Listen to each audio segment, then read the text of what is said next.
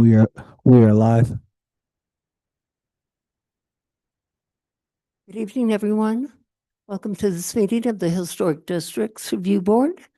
Today is January the 27th, 2026. May we have a roll call, please? Madam Chair Rios, Here. Vice Chair Bienvenu. Here. Member Bichai. Here. Member Cherry. Here. Member Dagnan. Here. Member Aguilar Madrano. Excused. Thank you, ma'am. You have a quorum. Thank you very much. Are there any changes to the agenda? Yes, Cherios. Under new business, item E, 2025-011246-HDRB 532 Kaya Corval has been postponed. Also, item G, 2025-011550-HDRB 539 Garcia Street has been postponed and at the request of the applicant. Any other changes? No, Cherios. Is there a motion to approve the agenda as just amended? Move to approve the agenda. Dagnan. Bichai seconds. All those in favor say aye. Aye. Opposed, Aye. say no. Thank you. We do not have any minutes this time, and we have one finding of fact conclusions of law. And that is for case 2025-10488 HDRB. Changes to this particular case. Anyone? No changes? Motion, please, to approve. Motion to approve. Move approval. Bichai seconds. All those in favor say aye. Aye. Opposed, say no. Matters from the public. Is there anyone in this room or on Zoom that would like to address the board in reference to H board matters? Anyone on Zoom? Yes, Chair Rios, I see one hand raised right now. Ms. Stephanie Beninato. I will allow you to talk. Unmute yourself. Please state your name. Nocta. Stephanie Beninato, can you hear me? Barely. Okay, I'll try to talk a little bit louder. It says Okay. that my reception was. Okay, good. I just want to again ask about the bridge by the Supreme Court building and what is its progress status? I understood there was a subcommittee of two that was on the board that was going to be reporting back about it. Haven't heard anything. And I also understand from looking at legislation that it's often that capital improvement projects are extended. So the whole fear of, oh, we're going to lose the funding was actually not an accurate statement by the consultants, the engineer, or your staff member. So I do wonder what is happening with that. And then the other thing I wanted to bring to your attention, which is always a concern for me, is staff approval. So at 300 Galisteo Street, which is right across from the River Park, there is a huge HVAC system that is totally visible from at least two sides. And I talked to Mr. Mokino maybe a month ago now, and I haven't gotten back to you. I was in a truck bike accident, me being on the bike, and so have had serious injury. But I was told by Mr. Mokino at the time that this was a staff approval for that HVAC. And it amazes me that your staff doesn't know that you want these things screened from the street. And there it is. It's at least 3 or more feet tall. It's extremely visible, and it really detracts from that building. So again, my concern is having the staff have so much authority without actually following the guidelines that the board has clearly established over years and years. Thank you. Thank you very much. Anyone else on Zoom? Maggie? Yes, Chair Rios, I don't see any additional hands raised. Okay, thank you very much. Staff communications, it's back to you, Maggie, or Gary. Yes, Cherios, we do have a couple of them. I'll do a couple and then Amanda will do the other one. One matter is Amanda Mathers will no longer be on the H board. She has resigned. So Yeah, that's one of them. And these cases is one of FYI, the board is that these cases going forward today will be under the old codes. The next meetings will probably be going under the new codes depending on when the applicants were submitted. But if a case starts under the old code, will it continue under the old code? Correct, Chair Rios. Okay. Thank you. And are you going to tell us anything about the preservation awards, or Amanda? Hi, Member Chair Rios and members of the board. I'm going to follow up a little bit on what Gary said about Member Mather. So we want to wish her the best of luck also, but we do have a historian position open that you can email HPD submittal with resume, and we're always looking for recommendations for that. So Thank you. I will move forward to the next item is the 2026 Heritage Preservation Award. And you will receive nomination forms in your packets. If you could submit your nominations by February 27th, 2026, and the preservation awards will be on May 21st.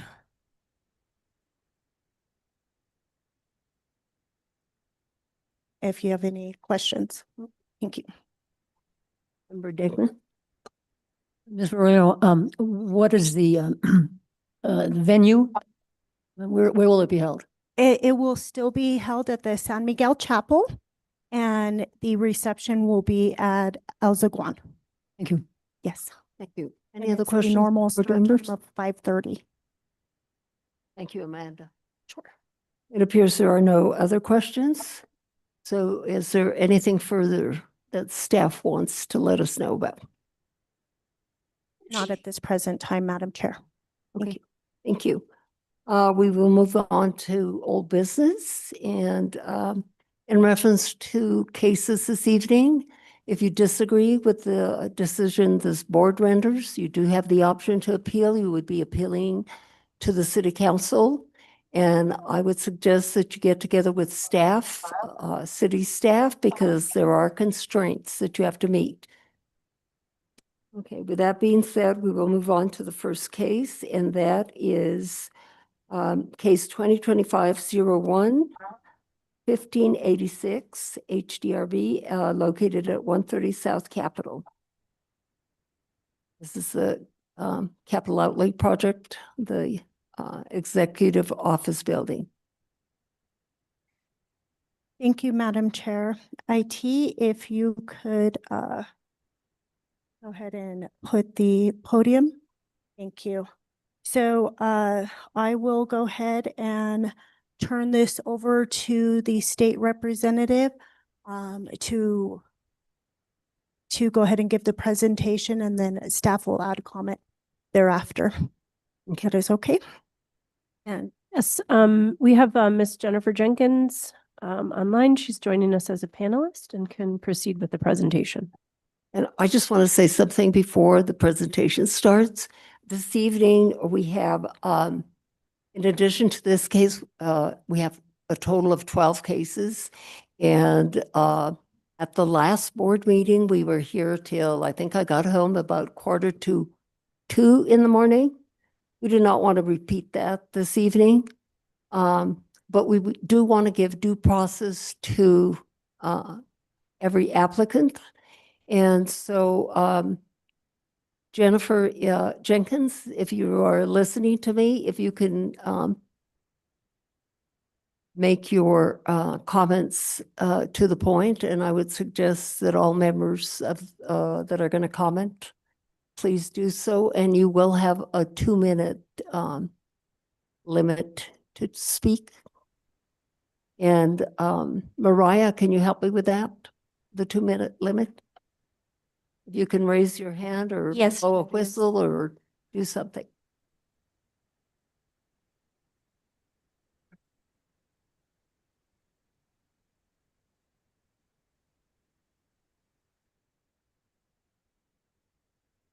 Good evening, Chair Rios and Commissioners. I am joining remotely this evening as I am out of town.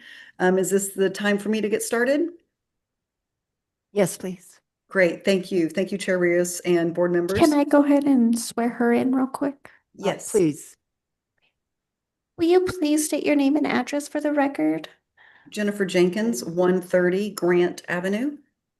Do you solemnly declare and affirm that the testimony you have in reference to this item shall be the truth and nothing but the truth, and do this under the penalties of perjury? I do. Thank you, ma'am. She's been sworn in, Chair. Great, thank you. I'm Jennifer Jenkins with Jenkins Gavin here this evening on behalf of the state of New Mexico. And I want to start just by thanking staff and the board for the very thoughtful comments we received at this hearing a couple of weeks ago. And we are pleased to present some modifications that we have made to the design in response to those comments. So I'm going to ask a member of the design team who is there with you in person to go ahead and come forward, and we're just going to go over them briefly. I believe all the information is in your packet, but we're going to just touch on them briefly to address those changes, and then we'll be happy to stand for questions. Swear me in. Will you please state your name and address for the record? Tatum, 3131, Sunrise Trail Place. You solemnly declare and affirm that the testimony you have in reference to this item shall be the truth and nothing but the truth, and do this under the penalties of perjury? Thank you very much. Okay, Chair Rios, Board, thanks for having us back again tonight. We have put together a presentation for you. I believe you've seen it already, but we're going to use just 4 slides tonight to show you the changes to the building based on the suggestions that we heard at the last board meeting. So we'll start with the east elevation. One of the comments was made at the southeast corner of the building that you felt that the fenestration on that corner was oversized and it needed to reflect more of the openings on the tower that's on the north side of the building. So you see we've reduced the size of the openings. We've separated the 3rd floor from the lower floor. So it's we just reduced the size. Again, on all of the openings, one of the comments was pediments on the openings. So we've added pediments to all of the windows. We addressed the single-story comment, one of the more single-story elements on the street. So the portal, we've added a roof on that. So that's reflecting the single-story element that was requested without compromising the square footage of the building itself. And then the windows on that east facade, we've reduced. You see the version before that's down in the bottom right-hand corner of the screen. So we've reduced that size quite a bit. Let's see. Oh, and one general comment, we are at 1 stucco color now. You've requested that. No new stucco colors. Moving around a little bit, let's see.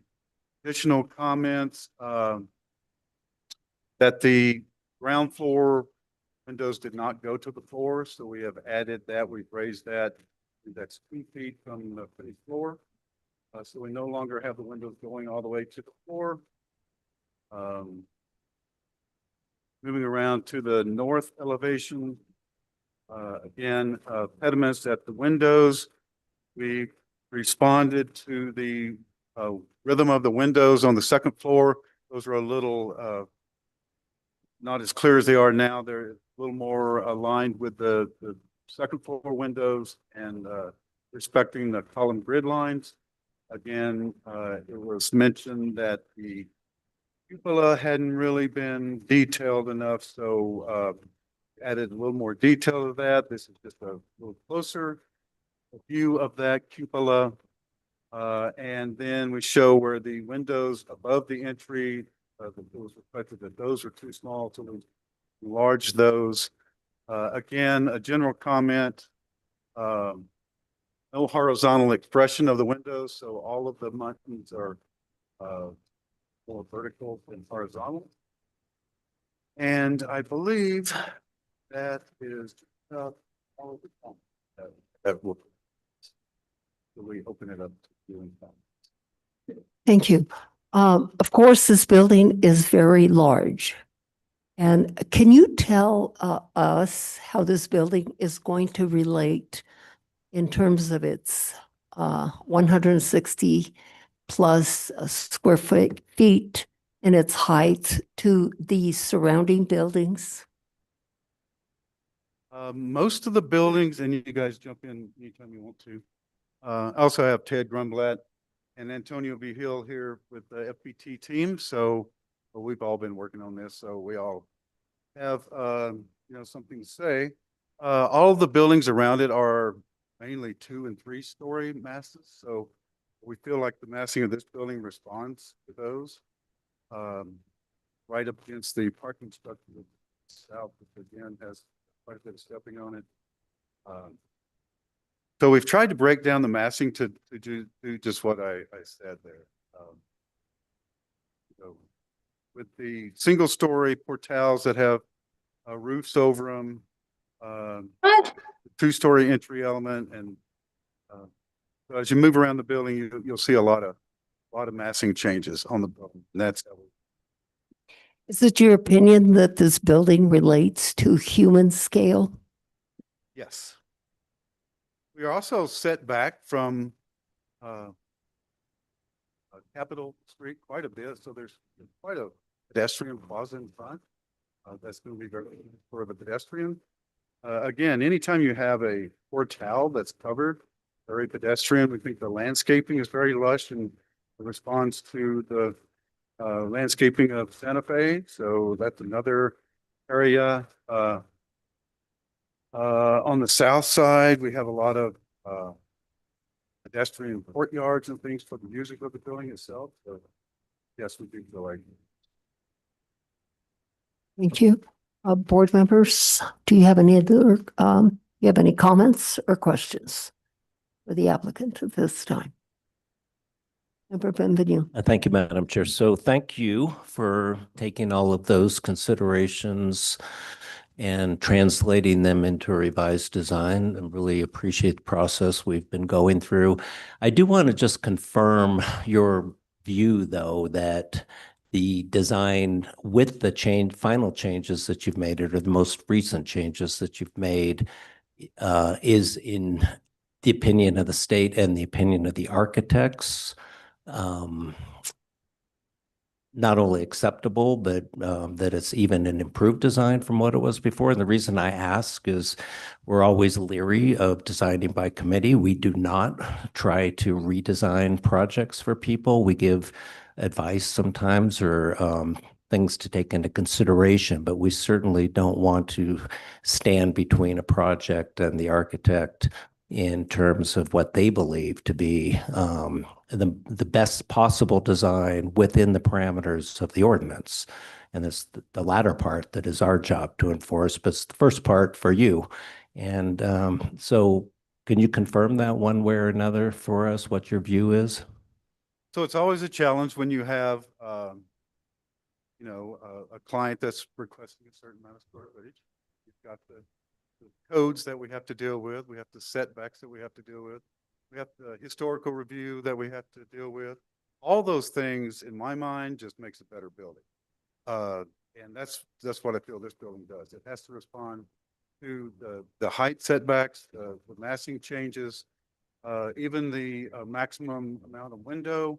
We've looked at that. I think we've shown some diagrams in your package where we've looked at each of the facades and shown that they respond to the maximum or way less than the maximum allowed.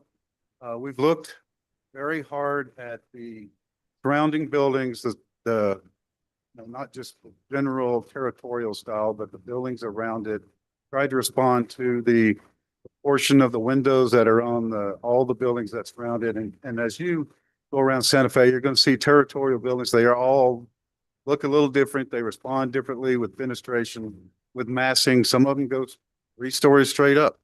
But I think that's the beauty of the style itself. That there's not just one style, but it's kind of flexible in a way. And I think that's what this responds to. Did that answer your question? Yeah, more or less. I'd like a little more positive direct response. How about if I put it this way? Is there anything in those final revisions that you made since the last meeting that you were reluctant to make because you thought it might have diminished the design? The smart thing to say is no. No, you can be honest. There are certain pieces that we liked. Of course, we'd always like to push a little bit of contemporary, Right. there's not a whole lot of contemporary on the building. But this is 2026. Buildings change, style changes. Revival means, the styles change. Not a whole lot, but there are a few things like, I think the windows on the east facade, we really did like the impression that we had before, but it's not something that we can't live without. It's not something that, when this building is finished, we'll go, oh my God, we failed. We did. It speaks to the character of the style, and we're proud of it even. Right. Thank you. Member Dignan? Thank you, Madam Chair. Mr. Tatum, you referred to the, what we'll call the small windows on the third floor on the main facade. Yes. You indicated that you responded to the notion that they might be a little larger, and I think that's appreciated. Can you tell me the difference in size and measurement from what was on that drawing there and what you're proposing now? Because we don't have a new drawing, of course. Antonio, can you answer that? I think they were like 2 feet by 3 feet. Now Speak into the microphone. we're more like 3 feet by 5. Thank you. And Member Degnan, also on the top left corner, it will reflect what it was prior. And then the drawing below shows it's the new proposed. Thank you for that. Board members, any other questions or comments at this point? No. I will open it for public comment at this point, and I'm going to do something a little bit different this evening. I'm going to ask, just because oftentimes we have had technical difficulties, I'm going to ask for Zoom comments from the public right now. Anybody on Zoom? Yes, Chair Rios, I do see a few hands up. So we will have Miss Jordan Young. You can please unmute yourself. Thank you. And state your name for the record. Swear in. My name is Jordan Young, and I live at 652 Galisteo Street. Thank you, Jordan. Do you solemnly declare and affirm that the testimony you have in reference to this item shall be the truth and nothing but the truth, and do this under the penalties of perjury? Yes. Thank you. Madam Chair, she's been sworn in. Thank you. Thank you for Chair Rios for implementing some time constraints. The last meeting was a bit of a marathon. I want to express again my concern about the lack of an architect on the board. Lack of professional expertise is a serious concern, and the board's lack of action to remedy this matter is inexcusable.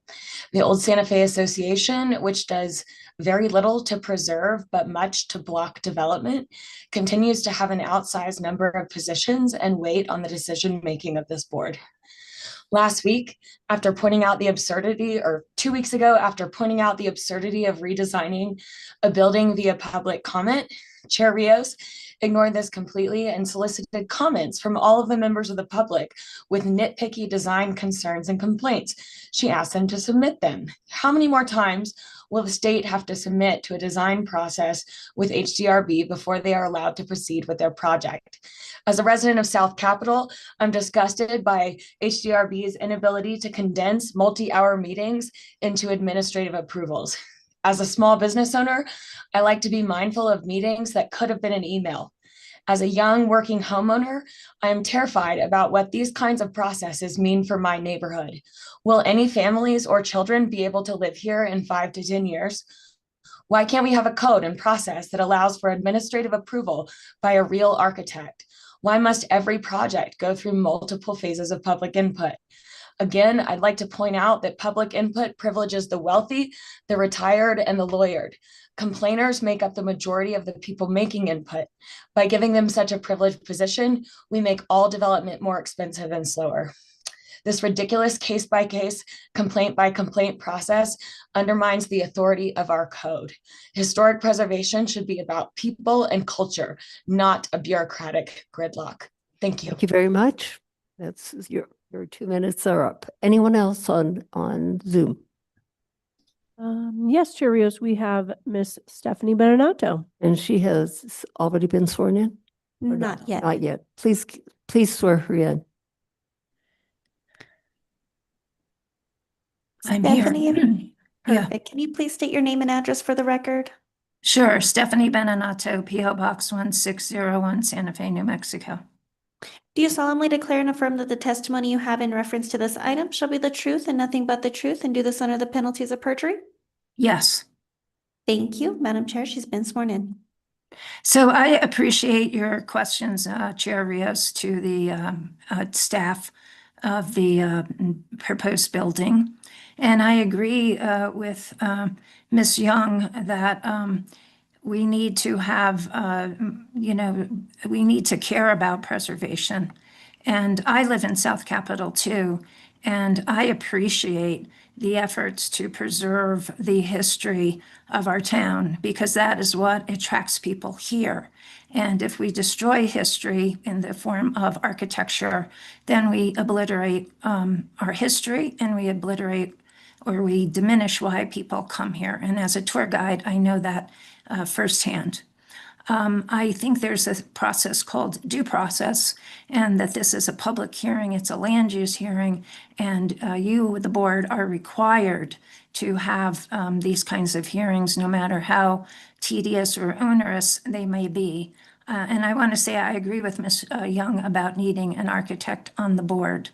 I still didn't hear from the last meeting, and I had to go off because it got to be so late, but I didn't hear really what was new about why the state now could suddenly demolish those houses.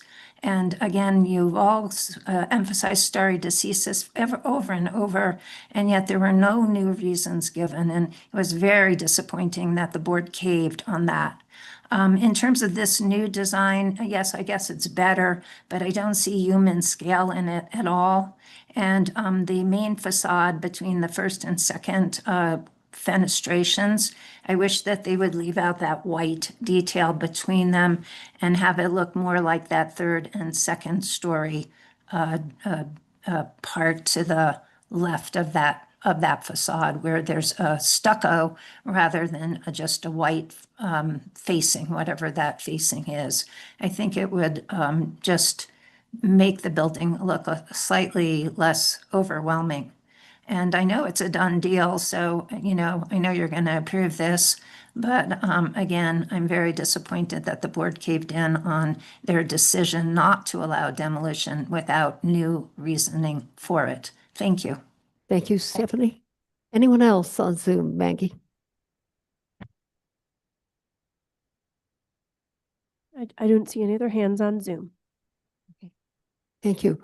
I'm sure there are many people here in this audience that wish to speak. If you could kindly line up over here where John is headed. And can you swear them in mass? Yes, ma'am. And then when you speak, you can state your name and address.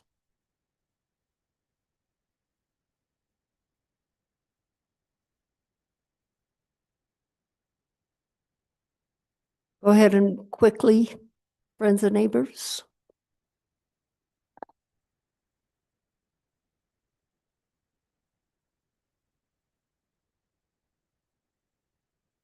Okay, everybody, we're gonna swear you all in, okay? So please raise your right hands each take a turn stating your name and address for the record in the microphone, okay?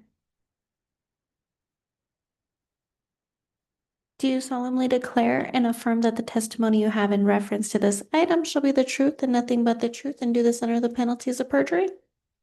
Everybody? Thank you.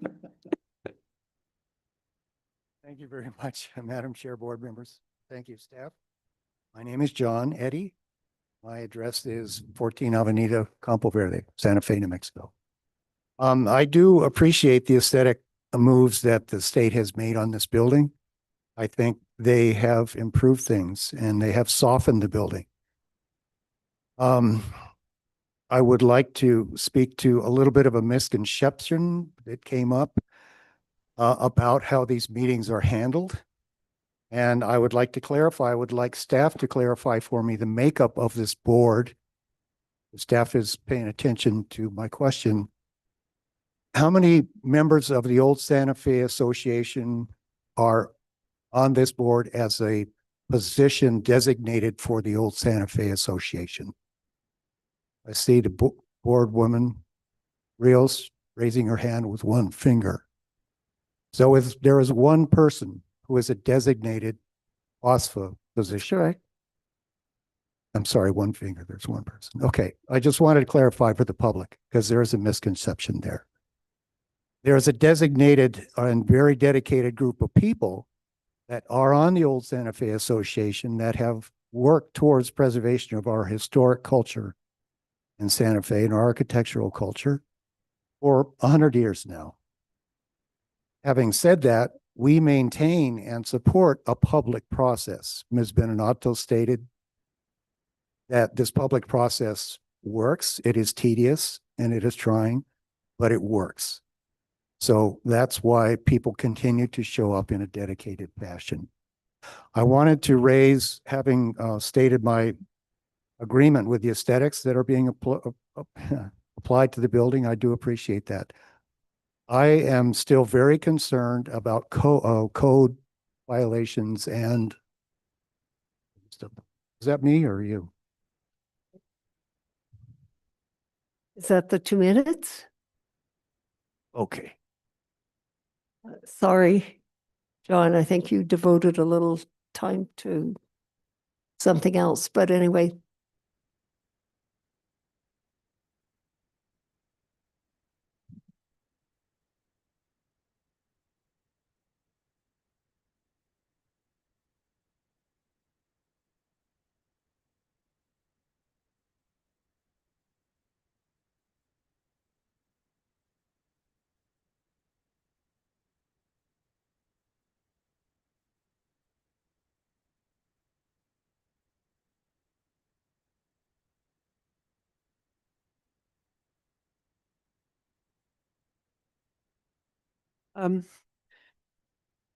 My name is Beverly Spears.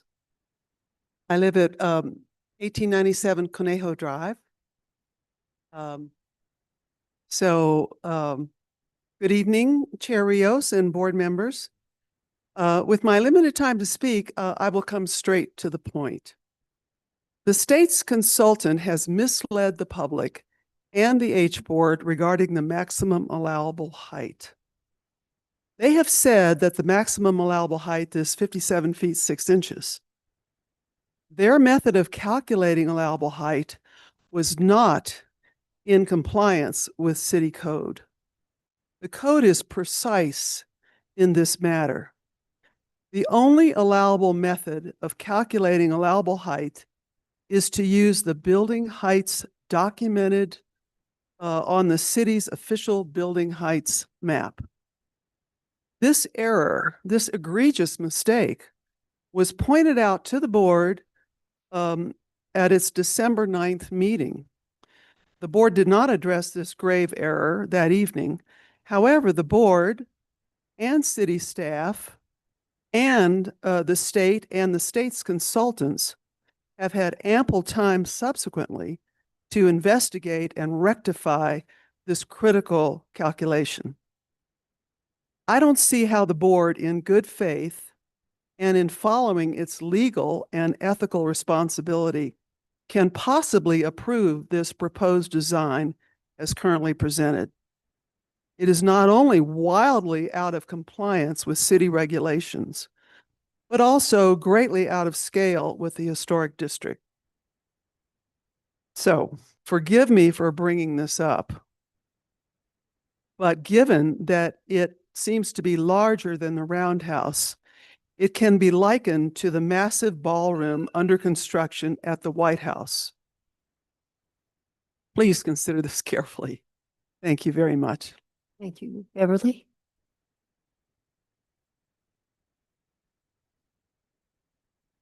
Good evening, Chair Rios and the board members. Good to see you again. My name is Frank Katz. I live at 1300 Canyon Road, Santa Fe. I was going to talk more about the provisions of the law that makes it absolutely clear that the height limit here is some 37 feet. That you have to use the map. That map can be amended. And one of my proposals is actually that we look at that. We were supposed to have collaborative sessions under the law. That none of that ever happened. State is just kind of driving this through without listening to the input from the state, without following the law. There never were collaborative sessions. We were talked to about the design, but not worked with. The result is a building that violates design standards, clearly open to a legal challenge. And is that where we want to go? I hope not. There are two ways of resolving this issue. One is to meet the height limit by removing the third floor, which blocks the view of the Hemis from the Capitol West door. It can be done by increasing the footprint of the building into the area now occupied by the South Capitol Street. Brad Acton has some good suggestions about how that can be used. The state's response to that suggestion was emblematic of their attitude. It's a non-starter, we ask. Why? They gave two reasons.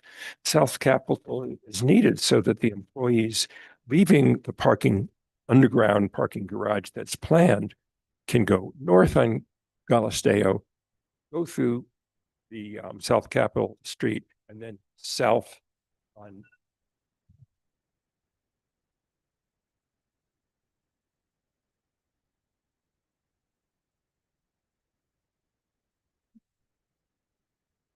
Good evening, Chair Rios and members, and thank you for your service. My name is Philip Crump. I reside at 1897 Conejo Drive here in Santa Fe. I'm a 37-year resident of this community, a former member of the Urban Policy Committee of the Planning Commission, and yes, a former president of Old Santa Fe Association. I've heard reference to a final design for this building. I would draw your attention to the parking structure to the immediate south of this site. And note that in, I believe it was 2008, the design of this state building was significantly altered thanks to the integrity and collaborative spirit of the state architect in conversation with Mike Harris, who was in construction consultant, Brad Acton of the Old Santa Fe Association, and resulted in the ordinance mandating consultation between the state and the city. It's not a final design. The state would say they need the space. I would say they want the space. That's optional. Many agencies occupy the building, and then it's up to the architects, yes, to follow the program that's given by the state. Calls for creativity. I would maintain this building is way too large, and the changes that have been presented tonight are like brushing the teeth of the T-Rex. Thank you very much. Thank you for your comments. Hello, Madam Chair and members of the board, my name is Randall Bell. My address is my address is 2991 BI Pavo Real, Santa Fe. I'm president of the Old Santa Fe Association. I just want to say that there's an implication that it's unfortunate that members of the interested parties are trying to affect this at this late time in the design process, but would just like to hold up here 2024 New Mexico Statute, Chapter 3, Article 22, Section 322(6), historic districts and landmarks applicability to construction and renovation of state buildings. Virtually nothing required. This is not optional. Required in this ordinance adhered to by the planner, Ms. Jenkins, or the state. 2 years ago, I believe, there was a like an ENF hosted by Ms. Jenkins. Huge number of people present. People from the preservation community, neighborhood people. It was highly attended. Not long after that, there was a meeting called at the state, Peter Worth chairing that. And that included what was to be a city state committee deal with. And so they adjourned briefly. Let me just quickly finish. Adjourned briefly, went out, came back and said, you know, we're not going to have this meeting. Here's what's going to happen. This is directed by Senator Ward. The city needs to engage with interested organizations and individuals in the community in the design process. That never happened. All of a sudden, we get this fully fleshed design. The last minute, posted a Friday night for this meeting, the previous Tuesday meeting. It's just blatant disregard the requirements. It's not optional. And I believe this board should refer this back to city state committee. Body should deal with this design. Thank you, Red.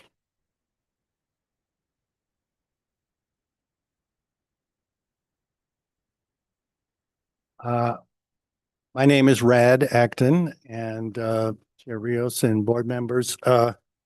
My name has been invoked, hopefully not in vain tonight, but just as someone who wants to lend to the graphic exploration of alternatives some credibility. And so my experience has been with the state that they have accommodated input in a direct and substantive way, particularly regarding reinforcing the height maximums permitted by city statute. So it compelled our organization to explore what a height conforming building and footprint might look like.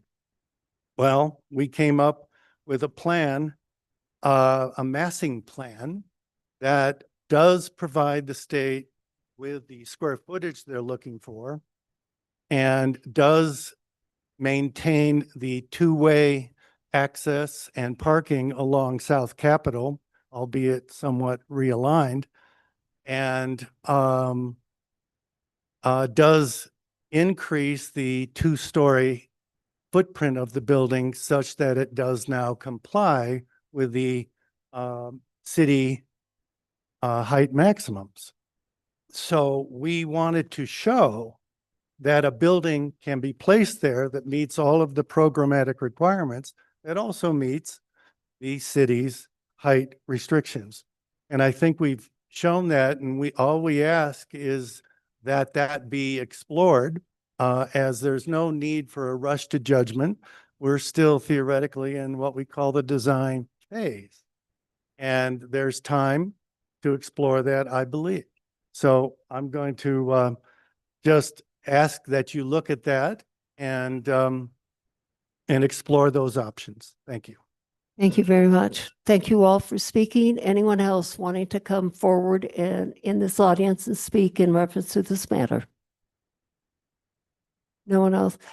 I do have to make a couple of comments, and those are per the law. The law indicates that a city historic preservation group should be involved in the collaborative process of the state and the city. And I do have to say that the statements that were made this evening, that never happened, to my eyes, to my ears, that never did happen. The times that I tried to get some people involved, that was the state did not want those people present for whatever reason. They did not want their presence there. So their comments were never heard. So the comments that we are hearing this evening, those comments should have been heard a long time ago at the beginning of this process. Now, I'm just wondering, what are we going to do? What is this board going to do? Because we never did go through that. We never involved the preservation community. And I think that's really very inappropriate and very sad in this process. We should have been. We are a historic city. People, you come out and you are an involved community that gives of your selves because you are interested, you're involved, you are responsible. And you would, and it's too bad that those comments were not heard. And is it too late? I don't know. We shall see. That's one of the points that I wanted to strongly make. And the other one is about the height. I keep hearing 35 plus feet. That is what the ordinance allows. But in reference to this, I heard from city staff that in this particular project, a capital outlay project, and why they would have separate rules, separate height restrictions, I do not know. And maybe Frank or maybe Maggie can answer that this evening, where they could go 50 feet plus. I do remember that Heather gave an explanation, which I don't remember exactly what that explanation was. But if one of you can help us out in reference to that. Thank you, Madam Chair and members of the board. There is, as I think you all know, just about everything with respect to this project falls under a different subsection than anything else controlling the various historic districts of the 5 historic districts in Santa Fe. Those are typically E, F, G, and H. This entire project falls under subsection M of the old code, which still applies to this project as 14-5.2. And that is specific to state capital outlay projects. And I think. And can you all hear Frank in the audience? Yes. All I can tell you is that I think there's a presumption that for a state capital outlay project, it's kind of institutional in design, and it has its own height calculation under the design standards. And the height calculation is height shall be limited to an average height of institutional buildings as measured within the applicable streetscape when determining an When determining an applicable streetscape, vacant lots or parcels shall not be included in the calculation for allowable height. If no institutional buildings are included in the streetscape, the maximum height shall not exceed the average height of existing buildings in the streetscape, and so on and so forth. But there is some terminology in this subsection M3A,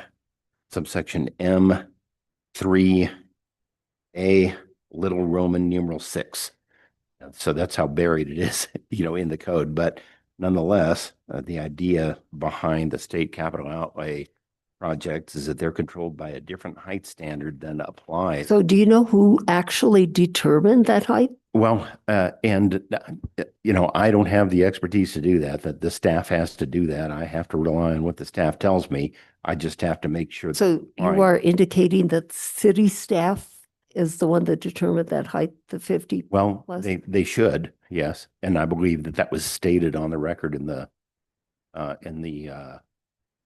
hearing we had on January 13th, I believe. But the idea is that how you calculate the height for the purpose of a state capital outlay project is different in some ways than the manner of calculating the height for a residential area, which is found under D9. And there's subsections under subsections.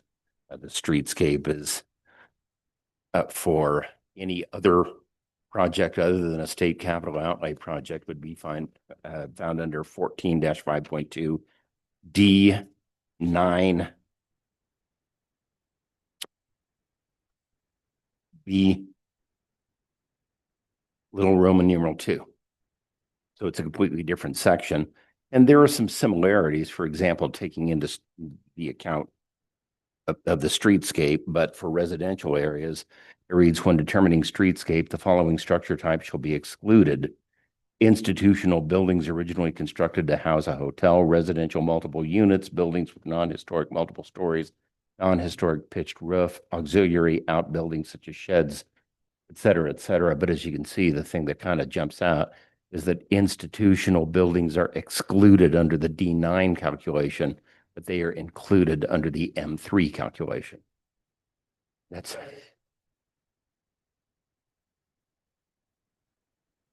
well. Chair Rios, Ms. Jenkins raised her hand. She may have something to contribute on this matter. And who is that? Okay.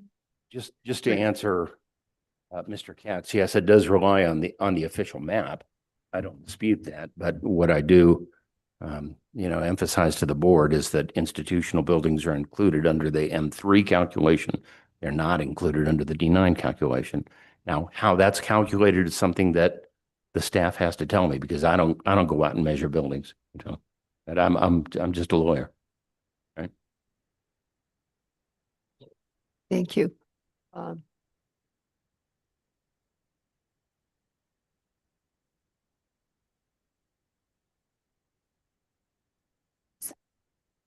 If I may, Chair Rios, would it be possible for me to be recognized? Please. Great, thank you so much. So with respect to the height calculation, we have been working off this height calculation for, I think, since around 2011, when it was originally prepared by a separate architecture team that was engaged with the state just to do a feasibility analysis with respect to the executive office building. The current architecture team confirmed that calculation, which arrives at the little over 57 feet. And then city staff, in their memo with the design comments that we discussed at the last meeting, city staff also confirmed that the maximum permissible height is a little over, I think it's 57.6 feet. So this has been confirmed and verified by staff. We don't have to make this up. It has been verified. Clearly, there is a difference of opinion, but your staff has confirmed the maximum height. So that, for my money, that should satisfy that question. And I'd also like to speak briefly to the question of collaboration. We held a series of 3 very well-attended community meetings. We cast a wide net within the community in order to be transparent and have the most broad outreach that we could. At that meeting, we presented where we were in the process at that time, constraints of the site, conceptual design plans, whatever the subject of that meeting may have been. We also we were willing to meet with anybody who wanted to sit with us with their comments, with their questions. And in the last 2 years, I have not received one request for a meeting. We have yet to receive any written comments from anyone, any interested community members on this project. We are in the midst of a 60-day review period in accordance with state statute and in accordance with the accompanying city ordinance. I did not receive the drawings that were distributed to you momentarily ago in advance of this meeting. So collaboration is a two-way street. We have always made ourselves available to meet with anyone who was interested in meeting with us and received no request to do so. So I just wanted to clarify that one point. And I appreciate the board's time and attention. Thank you. Thank you.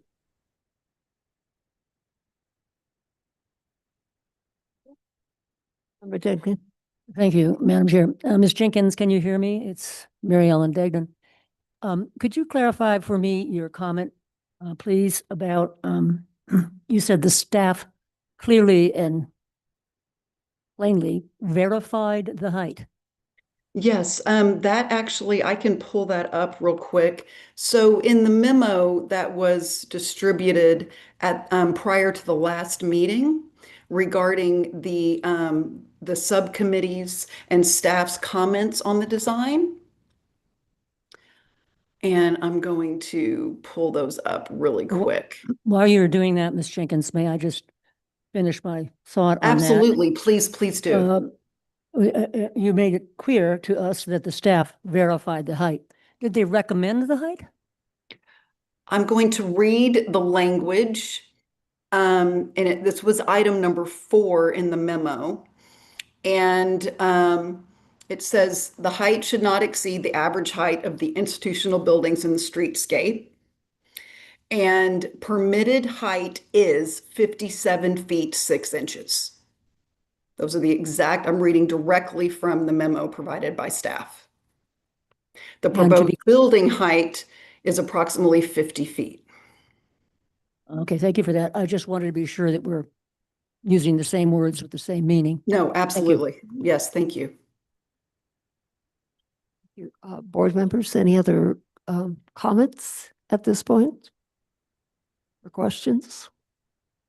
Member Benvenue. Thank you, Madam Chair. Always happy to make a comment. So, this has been going on for a long time, years actually. And I think that here we are all this time later, and it just seems to me that most of the disagreement that's taking place, other than just a desire not to have the building, of course, and that's perfectly legitimate, but on the process part is the disagreement, I think, is really just because the ordinance and the statute are just extremely poorly written, and they're very complex and they're very difficult to sort out. And years ago, I can remember when this first came up and we were talking about demolition, that from that point forward, I have repeatedly tried to set forth my understanding of how the process would work. I think that's been accurate all along, but it got confused by the demolition request, which inserted itself prior to the design application. But nonetheless, I think that up until tonight, there is still confusion about how the procedures set forth in our ordinance and the state statute work. And even where we're at in the process, I think is still not completely understood. And again, even though I think at every one of the last meetings, we've tried to at least make clear what the city understands the process to be at this point in time. So, you know, I'm not saying whether it's a good process. I think it needs to be not only clarified, but actually made better when the phase 2 code update takes place. Because some of the things that have happened throughout this undertaking have made clear where there's some flaws. And I'll mention one later, but regardless of whether it's a good process, I do believe the process has been followed in this particular case. And just to clarify what has happened, the committee first, you know, years ago, the first request was just for demolition. When that was denied, that one issue went before, well, a committee was formed under the procedures in the code and the ordinance to consider the state's appeal of that one issue. The state withdrew its appeal before the committee actually began its procedures. So design was never, ever going to be part of what that committee was going to address originally. The state then went back, decided that they wanted to come back before the board with a new design, a more detailed design, in order to, in its mind, address the concern that some of the board members had that it was impossible to determine demolition without knowing how the streetscape would be impacted by any new building that would be put in its place.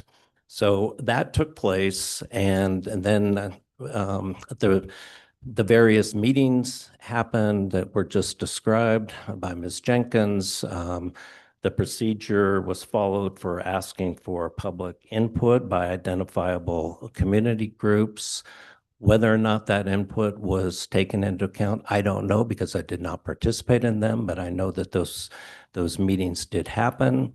A plan was then presented to the board on December 9th.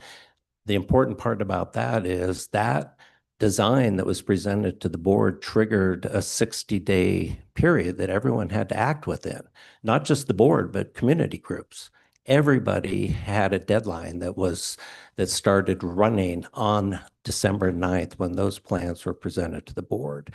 So since then, the board has been working diligently to try to provide feedback on that design to the state. The state has been responsive to that. And then another design based on that feedback was presented to the board with additional public comment. And now we're at the stage when the board has to make a decision as to whether or not its written recommendations that were provided to the state have or have not resolved their issues. And if they have not resolved their issues, the city needs to act within the 60 plus 5 days in order to ask for that committee to be formed in order to resolve all unresolved issues. So that's what's before us right now. And it's pretty deep into the process. So when we talk about this being a final design, what's meant by that is we have to assume it's a final design because otherwise the board cannot decide whether or not it still has unresolved issues. So in fact, I will now ask the state if it will represent to the H board that this design that has been presented to us tonight is the final design as of today, and that if any substantive changes were made to that design after today, that it would agree to submit those changes for board review without prejudice to the board's right to invoke the procedures under Section M. Is that acceptable to the state? Yes, Chair Rios, Board Member Bienvenu, and board members. Yes, that is acceptable to the state. Okay, thank you for that. So I just, the whole point of all of this is pure clarification about the procedural posture that this comes before the board in tonight, which is very deep into the 60-day period to decide whether or not to invoke this joint state city committee to review the design. And I also wanted to address the height, and that is that after the meeting in December when this information was presented, and thank you for doing so, about the height calculations, the board did direct staff to verify that its calculations were correct. The board never relies on calculations by the applicant. I've never seen that happen. It is always a staff calculation. So, and what we ask of them is two things. One is, what is the calculation from the city's perspective of the allowable height? And secondly, what is the calculation of the height of the proposed building in the application? And if it's beyond the allowable height, an exception needs to be requested. And what staff came back to us with, and that was presented at the last board meeting, is that it had reviewed its calculations and verified that the main building was under the allowable height per the ordinance, but the cupola was not. And that's why we addressed the cupola at the last meeting.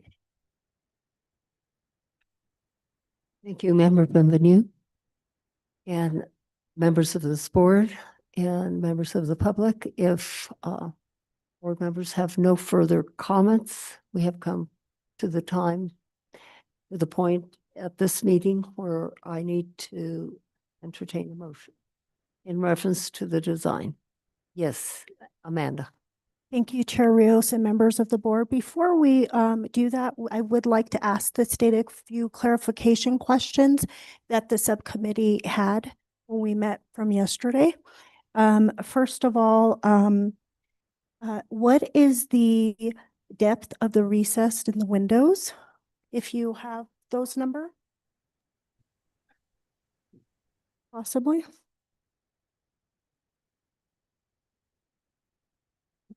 Will you please raise your right hand, state your name and address for the record? 79 Way, New Mexico. You solemnly declare and affirm that the testimony you have in reference to this item shall be the truth and nothing but the truth, and do this under the penalties of perjury? Thank you. All right, if I could answer that question, Chair Rios, member of the board.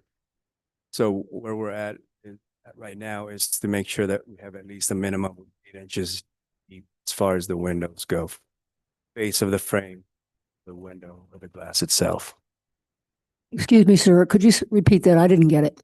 What is the number? It'll be 8 inches. Thank you. Stay close. And what is the size of the mullions in the windows? We have, I know there's different window sizes, but we're concerned of them being too thin in some spaces. So do you have the size of the mullion?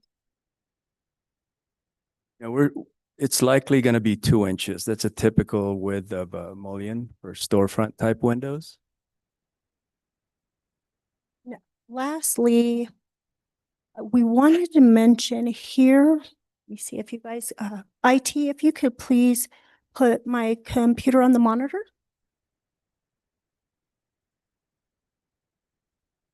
Thank you. So if you see here on the northwest corner of your front entry, this does not have any windows. The east elevation of abutting the main entrance into the building, and would you be willing to windows on that entry, on that side? Yes, of course. I mean, the more windows you can have in an office building, the better it would be. So absolutely. And of course, those would also be and reflective to the style type of all the other windows. Thank you. And that is all the subcommittee had for the developer. Thank you. Thank you. Member Cherry. Yeah, I just wanted to clarify exactly what's before us tonight regarding, my understanding is that we're making, because you're requesting a motion, Madam Chair, and this process is a little different. We're not approving or denying. My understanding is that we are really approving just this part of the process since the last part of the process, in the sense that we've asked for some changes to be made. The changes have been made, and we're saying we agree with those changes that are made. Is that correct? I guess that would be a question for either Frank or maybe John, since you have a lot of clarity around this process that I don't. Thank you. I'd be happy to have the city attorney weigh in, but I would say that I'm prepared to make a motion that would address that issue, because it's not at all, to me, it's not at all clear what, if anything, exactly has to happen at this point, because I think doing nothing could, be an option. I think that would be a bad way to proceed, however. Because it would leave it open, in my opinion, to the board, or rather the state being able to potentially modify some of its design, and we would have lost our rights under this ticking clock. Excuse me for interrupting. And that's what Frank, the city attorney, indicated at our last meeting. And It would be more appropriate to have a motion. And I understand that. And so it's not, it's an odd form of a motion. It'd probably be more of a resolution. But nonetheless, I think we can make a motion that the board has no remaining, well, I'll make the motion at some point, and it would be to the effect that the board has no remaining unresolved issues that would require it to invoke the procedures set forth in the ordinance and under the statute, but it reserves its right to do so if the state makes any substantive changes to the design. I see. Yeah, that helps. No, that would just be the motion. I'm not saying that motion passes. Oh, That's how that I helps. see it coming before the board. Yeah, the phrasing helps my understanding of it, because for instance, the cupola, like I would consider like a standard case that we were talking about, that being over the height. So we would be approving an exception that was being requested. That's not what this is very different. So I'm just wanting clarification on this, that this isn't just that we approve of these set of plans build on kind of, yeah, it's a different process. I understand. Yeah, I got it.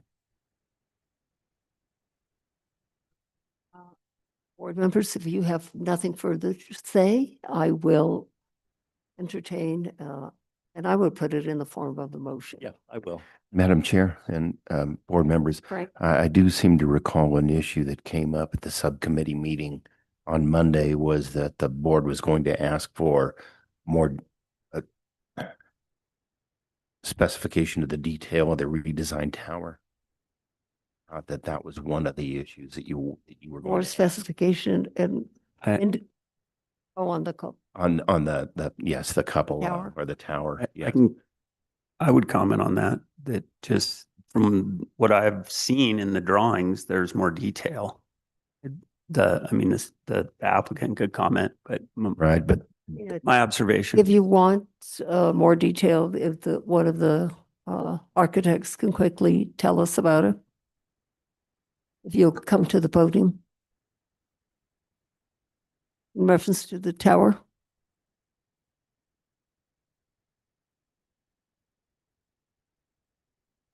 That is several steps. Railing, we comment about the underneath side of the roof itself. Pitch that. Basically, just a bit more detail, dentals on the top, looking at how people are treated on different, very successful John Gall beam territorial buildings, and tried to really apply that level of detail to this. You look at even the corner columns, we've added a little detail on that. You can see steppings in the cornice itself. That railing that we added, just a higher level of detail, which will continue as we work. Oh, and since you're there, I have a question to ask you that just came to mind. This building, would you say that the larger proportion or the larger percentage of this building is second story, is two-story, or would you say it's three-story? Yeah, I think 2 stories probably, but without looking at each. You think? Break it down, it's a lot of 2-story elements. The west side on.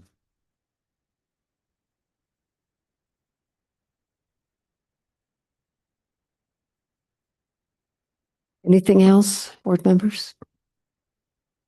If not, it is time to make your statement in form of a motion. Make your recommendation. Thank you, Madam Chair. Okay, so case 2025-011-586 HDRB at 130 South Capitol Street. Let's see, I'll move that findings be entered that this matter came before us pursuant to the procedures set forth in section 14-5.2M. That the procedures set forth in that in subsections M2 and M3 have been followed, that the state has submitted its plan to the review board for review and comment, that a public meeting has been held to receive public input, required notice was given, the review board has communicated recommendations and comments in writing to the state. The state and the review board have consulted to resolve the issues raised, and revised plans have been submitted. These revised plans, as put into the record at the meeting tonight, have resolved the issues raised by the board. And the state has represented that it will not make any substantive design changes to these plans without prior notice to the review board for their further review under 14-5.2, or their additional review under 14-5.2M, and without prejudice to their all procedural rights that they have under that subsection.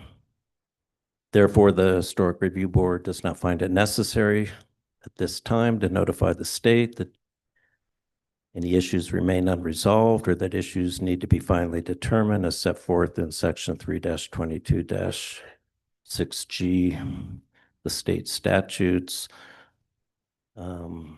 Provided, however, that the state shall not make any alterations to the design presented tonight without prior submission for review by the board.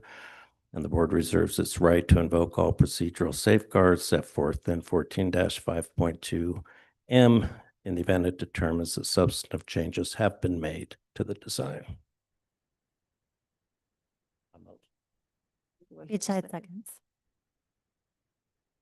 There's a motion and a second. Will we have a roll call vote, please? Member Bienvenu, Yes. Member Beachside, Member Cherry, Aye. Member Degnan, No. the motion has passed, Chair. Thank you. Thank you all. Thank you very much. We will move on to new business. First case this evening is located at Santa Fe Avenue, 212 and 212A. Good evening, Chair Rios, members of the board. I'm looking at seeing if I could share my Hang on a screen. minute, please. Just a Okay. minute.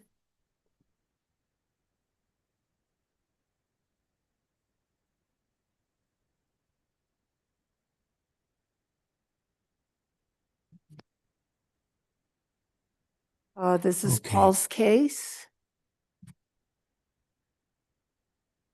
I'm trying to share my screen here. One moment, please.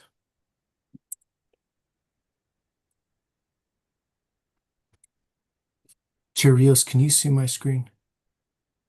Yes. Chair Rios, members of the board. In case 2026011790 HDRV 212 and 212A East Santa Fe Avenue in the Don Gaspar Area Historic District. This structure was built in the 1930s in the Spanish Pueblo Revival style. It was given a status in the 1980s, but it was a drive-by status scene and it didn't encapsulate all the structures or any facades. So the applicant or the property owner is coming before the board for a status review and for 212 East Santa Fe Avenue and a status downgrade for 212A East Santa Fe Avenue.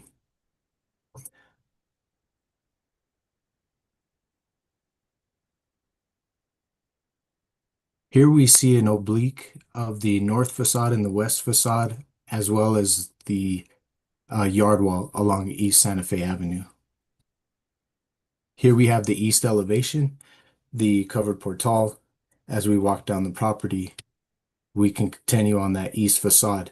Now the facades are masked and very eloquently masked with historic wooden windows and rounded architecturally designed parapets. So on the east facade, we can see an addition that was constructed on that south facade extending out. Staff is recommending that that east facade be designated as one of the primary facades. Here is the south facade where a previous addition was constructed. Here's another view of that south facade. And here we have that west facade, a large masked, elongated facade with wooden windows. Here at 212A East Santa Fe Avenue is a garage that was also constructed in 1930 that has been completely altered by 2007 and now reads as a casita. This is the north elevation showing the entry door, and you can see the work around the stucco of the door, how it has been altered. Here you have the east facade. Unique on this east facade is you can see the wooden overhang as well as the wooden windows that share that mass. Here we have the south facade where we believe was the original garage where the carriage doors would have been originally. But now this facade no longer reads to that extent. And the west elevation here. 2 wooden windows and just a small facade, as can see. So with that, we have the Sanborn maps from 1930 and 1948, courtesy of Mr. Murphy's 2025 Historic Cultural Property Inventory Report. The top one is the 1930 Sanborn map showing the structure, the original construction of the structure, and the garage. The same as on the bottom, the 1948 Sanborn map. Here I have a 1958 aerial photograph of the structure, showing the massing, the original floor plan as we see today, as well as the garage. Here is staff's proposed facade diagram, showing that the north, east, and west facades designated as primary, and the yard wall as contributing, and recommending the status downgrade of the garage as it no longer speaks to its original construction.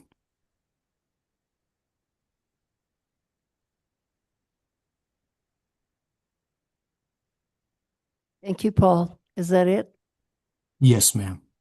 Board members, any questions for Paul? No questions for you right now, Paul. Applicant or applicants, please come forward, get sworn in.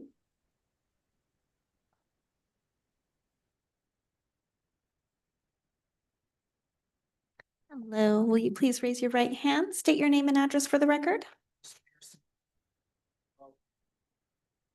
Thank you. Do you solemnly declare and affirm that the testimony you have in reference to this item shall be the truth and nothing but the truth, and do this under the penalties of perjury? Thank you very much. Good evening, Mr. Kramer. Do you agree with staff's recommendations? You do. Okay, any questions for Mr. Kramer? No questions? And anyone in this audience wishing to comment on this particular case? No one? Anyone on Zoom?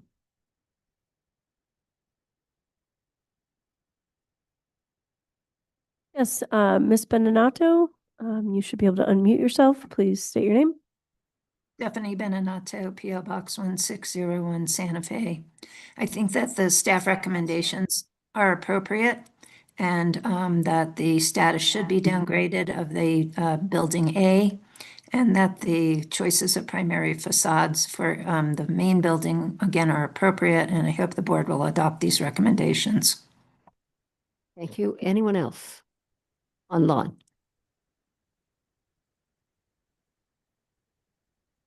I see no other hands raised, Chair. Thank you. Board members, I will entertain a motion at this point. Member Beachdale. Thank you, Madam Chair. In case number 2026-011790 HDRB at 212 and 212A East Santa Fe Avenue, I move to adopt staff's recommendation to designate the primary residence, to maintain the primary residence as contributing and designate the north facade and the front portions of the east and west facades as noted on the staff's facade map as facades numbers 1, 2, and 3 as primary, to designate 212A as non-contributing, and to designate the front yard wall as contributing. Do I hear a second? Degnan, second. And is there anything further to add? Nothing? A roll call vote, please. Member Degnan? Yes. Member Cherry? Yes. Member Beachay? Yes. Member Bienvenue? Yes. The motion has passed, Chair. Thank you. Thank you, Mr. Kramer. Next case is Lanny's case, and that's located at 310 Lomita Street. Lanny?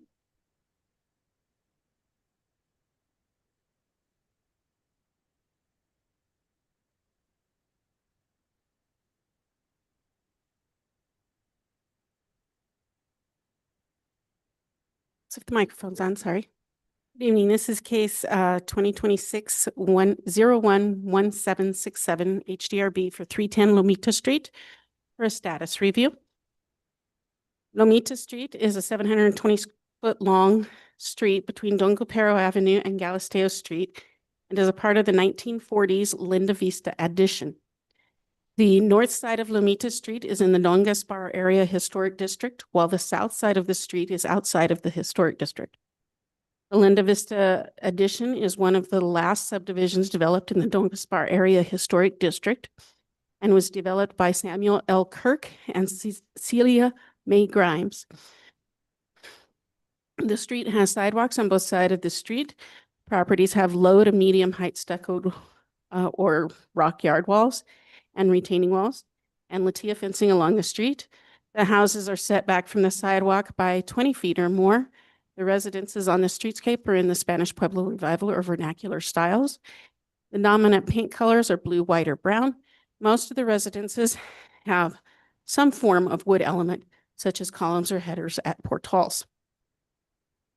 The property at 310 Lomita is approximately 0.13 acres with a 922 square foot residence, 1-car garage, and stone retaining walls.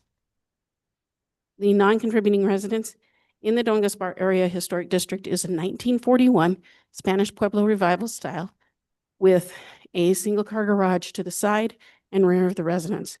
The building is characteristic of many of the buildings within the Linda Vista addition. The residence retains its original massing and footprint, and the steel casement windows are original. The south elevation has a stepped planar arrangement, which continues to express the intended design of Mr. Kirk. Only minor changes have been made over time, such as the doors being replaced. Staff found that no previous cases were on file for the property. This is a 1958 aerial as provided in the HCPI. It does show that the residence is in its current configuration in 1958. The detached garage to the rear is most likely constructed in the early 1940s at the same time as the residence and retains its original form, footprint, and characteristic tongue and groove tilt-up door. It continues to reflect its historic use and relationship with the house. The stone retaining wall spans the front of the lot and appears to be original to the development of the property. It delineates the elevated terrace that holds the house above the street. There are additional retaining walls in the rear of the lot that define planning areas. The history of these walls is not provided in the HCPI, but they do appear in the 1969 aerial in a different layout than is present today. I will point out that I handed out a paper at the beginning of the hearing that is additional information regarding these walls from John Murphy, who wrote the current HCPI form. Staff is recommending the historic status of the residential structure be upgraded to contributing with the south facades R1, 2, and 3, including the patio yard wall, and the west facades R6 and R8, designated as the primary facades. The historic status of the garage structure be upgraded to contributing with the south facade G1, excluding the garage door as the primary facade. The historic status of the street-facing stone retaining wall be upgraded to contributing, and the historic status of the rear retaining wall is designated as contributing per section 14-5.2C. Stand for questions. Thank you, Lanny. Any questions for Lanny, board members? Yeah, I have a question. Member Cherry. What's known about the stone retaining wall in the back as far as its age? I'm not sure. I haven't had the opportunity to read what Mr. Murphy offered. I do understand that he's with us tonight so that he'll be able to answer some questions if we have them. Okay. Any other questions? Nope. Applicant, could you please come forward? Oh, is there an applicant?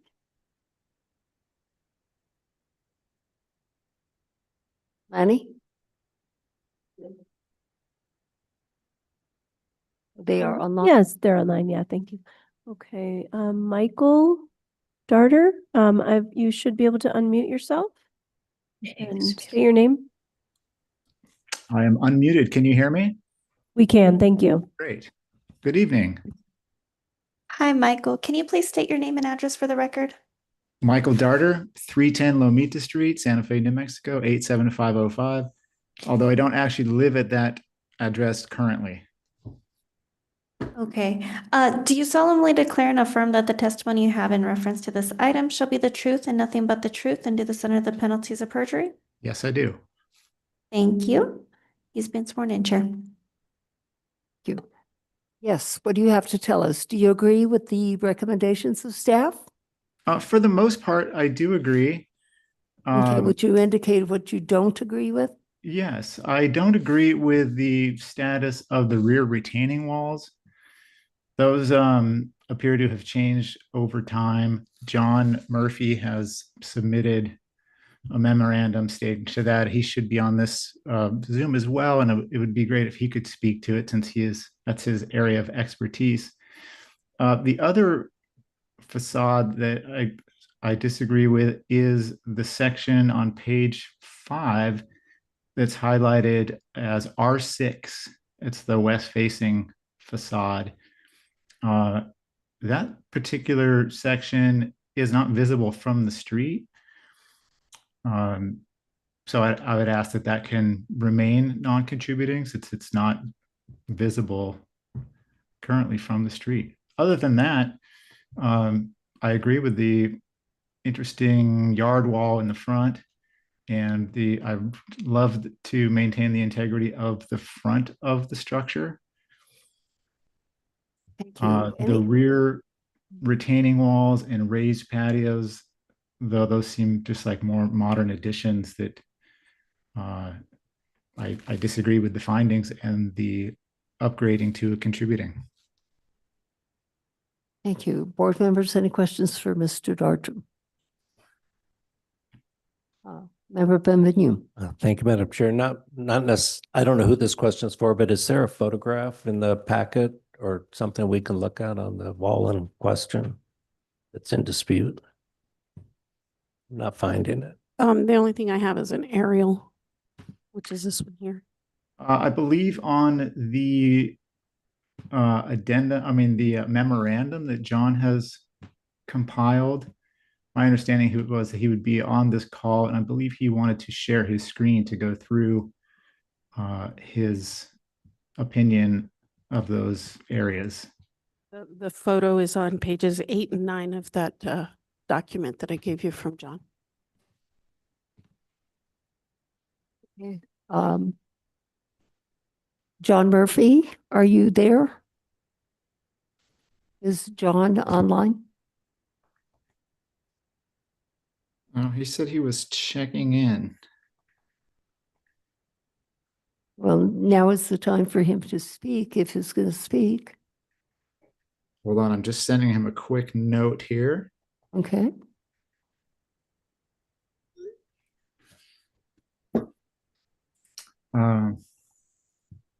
Yeah, I don't have that. Hey, John, yeah, you should be able to unmute yourself. Can you hear me now? There we go. Yes, we can. Okay. You want to swear me in? John, yes, can you please state your name and address for the record? Sure. John Murphy, 2833 Plaza Verde. Do you solemnly declare and affirm that the testimony you have in reference to this item shall be the truth and nothing but the truth, and do this under the penalties of perjury? Yes, I do. Thank you, sir. Madam Chair, he's been sworn in. Hey, hi, John. What do you Hi. have to tell us?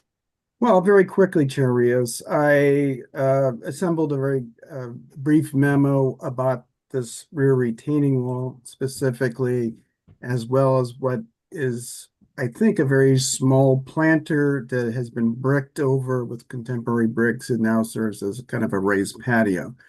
So when I made the site visit on November 28th, I looked at these features. They did not strike me as historic, so I did not document them other than taking some photographs. Michael alerted me that they were being recommended for contributing, so I looked at them again this afternoon and put together this memo. I think the most salient aspects of the memo is really to look at how staff in 1995, who created previous HBI form, depicted them. So for this raised planter, which now functions as a kind of a deck. It was covered with grass at the time, and I look at that and I see the components I remember from growing up in a STAM neighborhood for a time.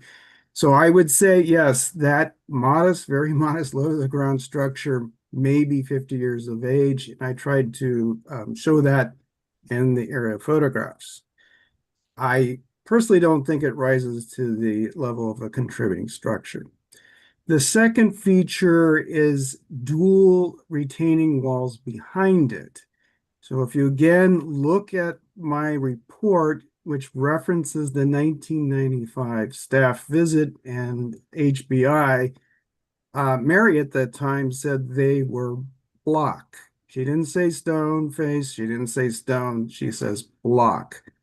So I looked at the stonework, the mortar, the pigmentation, the type of stone, and again the capping of it. And this really looks to me like something that was done after Mary's report in 1995. So therefore, I don't think those are true to the original design. If they were there, they would have been modest block retaining walls, as she has documented.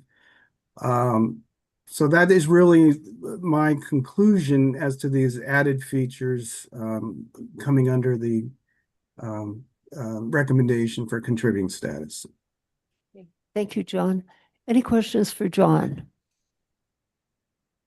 No questions? Yeah, I've You have a question? I do. It's not, Member Cherry. it's not in reference to those walls. I agree with you, John, on the walls from a construction standpoint.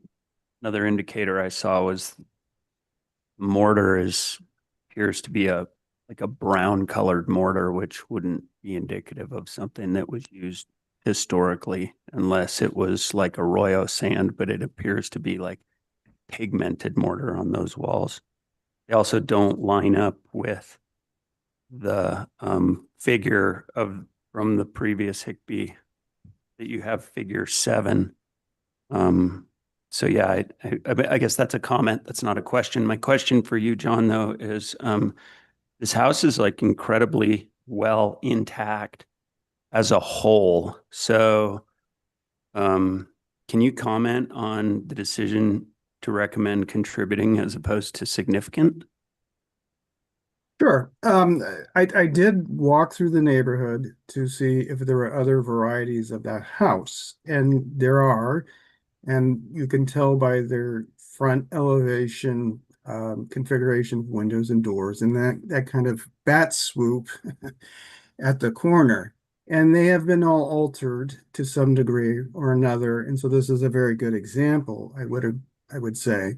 But I'm not sure either, its association with Kirk under sort of a criterion A, historical context, rises to the level of significance, nor the house as a design.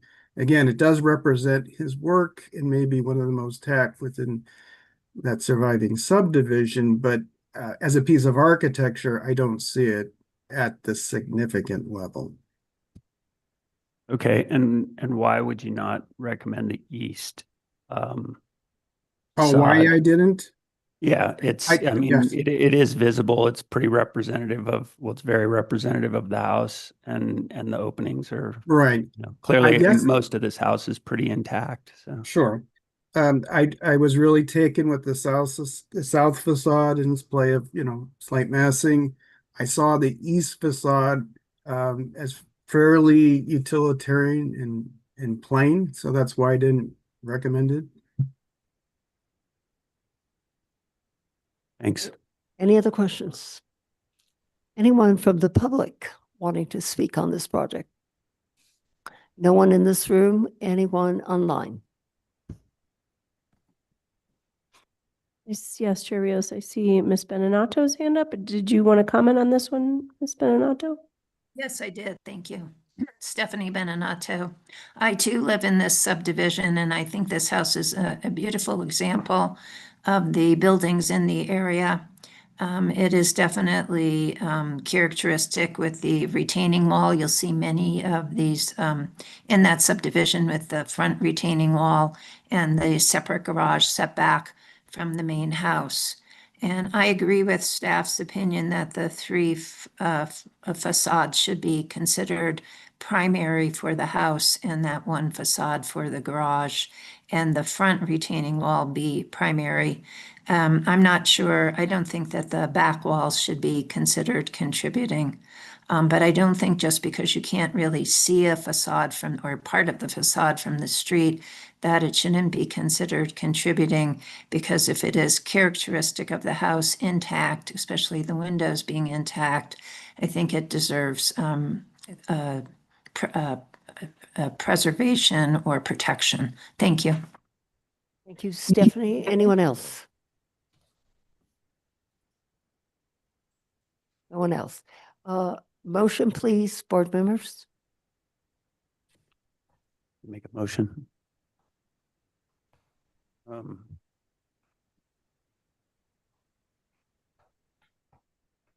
soon as it's ready. Member Cherry?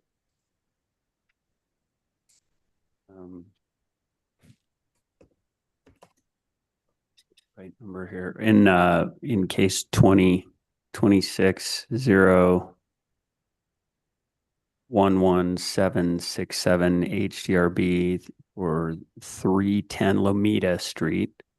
I would move that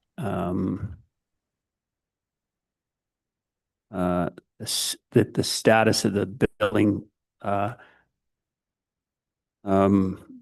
be contributing and the status of the garage also be contributing with facades R1, R2, R3, and R8 as primary facades on the house and G1 as primary facade on the garage, and also that the yard wall on the south side of the building against the street retaining the front yard be considered contributing, and that the retaining walls and patio areas in the back be excluded from that and be non-contributing. Do I hear a second? Degnan, second. Roll call vote, please. Oh, and there's an amendment. Sorry. Discussion. Yep. Thank you, Madam Chair. So you're excluding from in the motion R6, which was also recommended on the west facade by staff as a primary? Was that deliberate? It was deliberate, but it's yeah, and I knew it was recommended by staff, but it does bring up an interesting question. Can I ask John a question? John, was that wall something you recommended be part of be a primary facade, R6? The west wall on the back? John's still there. Sure, yeah, Chair Rios. Oh, there he is. Okay. Yes, Chair Rios, Member Cherry. When I look at these facades, I'm sorry, I don't think like staff. I think more holistically. So when I say south, it's the entire south. When I say west, it's the entire west. So yes. Okay. Thanks. Yeah, and we specify that so that it's very specific and understood when people go to do work on those portions of the house. So if you're saying, would you consider that the return on the east side that goes back as part of the east side or part of the north facade? Okay, so I'm looking at the building and plan, and are we talking about the east elevation of the house or something else? So if you're looking at it in plan, it would be on the east elevation, from the southeast corner, the wall goes back and then it turns to the southwest corner, the wall goes to the north and then makes a 90-degree turn to the east. And then, so it jogs back and makes, and then jogs north again to the northwest corner of the building. So what I'm talking about is the short wall going that runs east-west. You're talking about, I'm sorry, the wall at the front that creates the patio? Nope. Okay. So are you looking at the plan? Are you able to look, are you able to look at the screen? I'm looking at the staff diagrammatic of the different elevations suggested for contributing. That's what I'm looking at. Right, that are colored yellow. Yes. So I'm talking about R7. Yes. So I'm sorry. I will say that again. I considered the entire west facade, including that offset, contributing. Yes. Okay. So 6, 7, and 8. Yes. Okay. So that's. Or primary, I should say. Yeah, I understand. So staff's recommending, just to clarify your question, Member Bienvenue. So staff's recommending it looks on this diagram like R6, but not R7. So my motion was to not include R6 Just to include, I can restate it. The primary facades in my motion are R1, R2, R3, R8, and G1. Okay, that does clarify for me. I would just point out that, it does have these steel frame windows that are extremely character defining on this house. They will not be protected if they're not on a primary facade. So you could end up as a position where where you end up replacing all the windows except for the ones on the primary facades that you just designated. Yeah. Do you want to I would not do that, but make a friendly amendment? My friendly amendment would be, if you accept it, would be the southwest and east facades as primary. So R6 and R4? Yeah. Okay, I would accept that as friendly. So you made the motion, and did we have a second? Yes, I accept that. Just to be clear, Sorry. sorry, just You want me to we restate? just throw in Member Beachhead. R4 as well? Correct. Yes. R4 and R6. Okay. It's a Okay. tiny house. That's like almost every facade. Okay, got it. Thank you. Can I clarify? Roll call vote, please. Does that include R7? Does that include R7 as well? Yes. Yes. Okay. I would. Roll call vote, please. Okay. Member Bienvenu, Yes. Member Beachside, No. Member Cherry, Yes. Member Degnan. Yes. The motion has passed, Chair. Thank you very much. I'm sorry, Madam Chair and Member Cherry.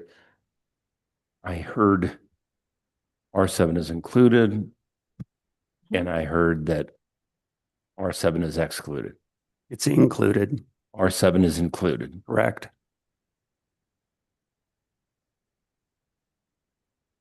Okay, got it, Frank?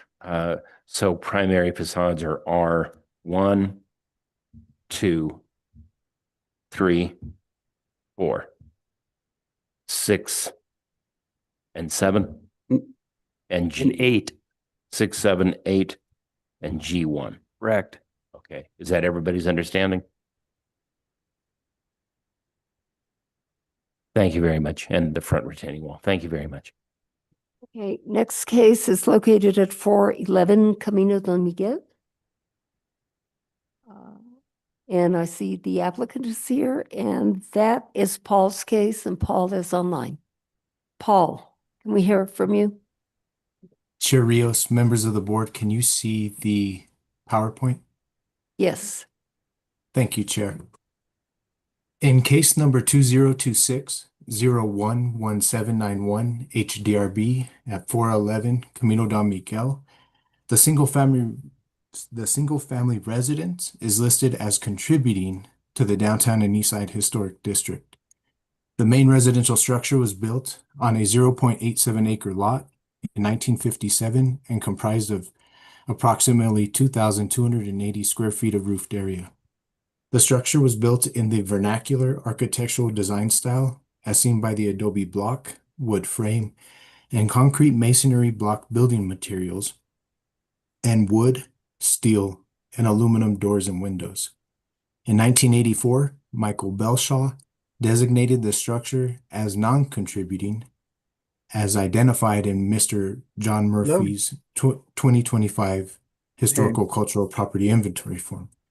It is unknown when the property received a contributing status, but it is currently listed on the 2026 City of Santa Fe GIS Overlay Districts map as contributing. Mr. Murphy's 2025 HCPI survey report discusses the evaluation and historic status of the structure, attached additions, and carport, which have an absence of architectural distinction or meaningful historical association with the streetscape or the downtown and east side historic district. The structures do not exemplify any defined Santa Fe styles, and the current deterioration and substandard construction no longer speak to any accretive character. Staff is in agreement with the historian. During a recent site visit with the applicant, it appeared that the last time the residence was occupied was in the early 1980s, but it is unknown how long this property has been vacant. At this point, In time, the property has fallen into such disrepair that it has become a danger and a hazard to the community and streetscape. In this presentation here on the north elevation, the whole property is covered by a chain link fence and protecting anybody around it. Here's the north elevation. Here we have an addition that was built on the original structure. Here you can see the chain link fence. Here we have a wood paneling addition on the south elevation. And the property in itself has kind of an amalgamation of wood frame CMU additions to one core CMU and adobe block construction. Here, as we take a glimpse in through the window on that west elevation, it's just fallen into complete deterioration. Here we have kind of a courtyard area where you have wood paneling, CMU block, wood frame kind of construction materials that make up the structure. Here you have a enclosed portal into one of the rooms. Kind of an overview of a covered carport that gets you into the property. And here you have some of the mixed construction material that was used to build the structure. And an interior photo by Mr. Murphy showing just how, to the extent on the inside, how it is kind of just fluffing out and kind of imploding. So with that, staff recommends the historic status of the structure be downgraded to non-contributing per 14-5.2C designation of significant and contributing structures. Thank you. Staff stands for any questions. Questions for Paul? No questions for you right now. Thank you, John, Chair. or applicants, please get sworn in. Will you both please raise your right hand, state your name and address for the record? 6 Old Santa Fe. John Padilla, PO Box 2986, Santa Fe. Thank you both. Do you solemnly declare and affirm that the testimony you have in reference to this item shall be the truth and nothing but the truth, and do this under the penalties of perjury? Thank you very much. They've been sworn in, Chair. Good evening, and do you agree with staff's recommendation of non-contributing, downgrading? Oh, okay. Oh, okay. Mr. Quintana, you have the floor. What do you want to tell us? Good evening, Madam Chairwoman, board member, staff. And if you'll speak right into that mic. Good evening. Raise it up. How's that? Good evening. How's that? Excellent. Good evening, Madam Chairwoman, board members, staff. Thank you for considering my my property here, considering it, and I'd like to continue in my family's heritage.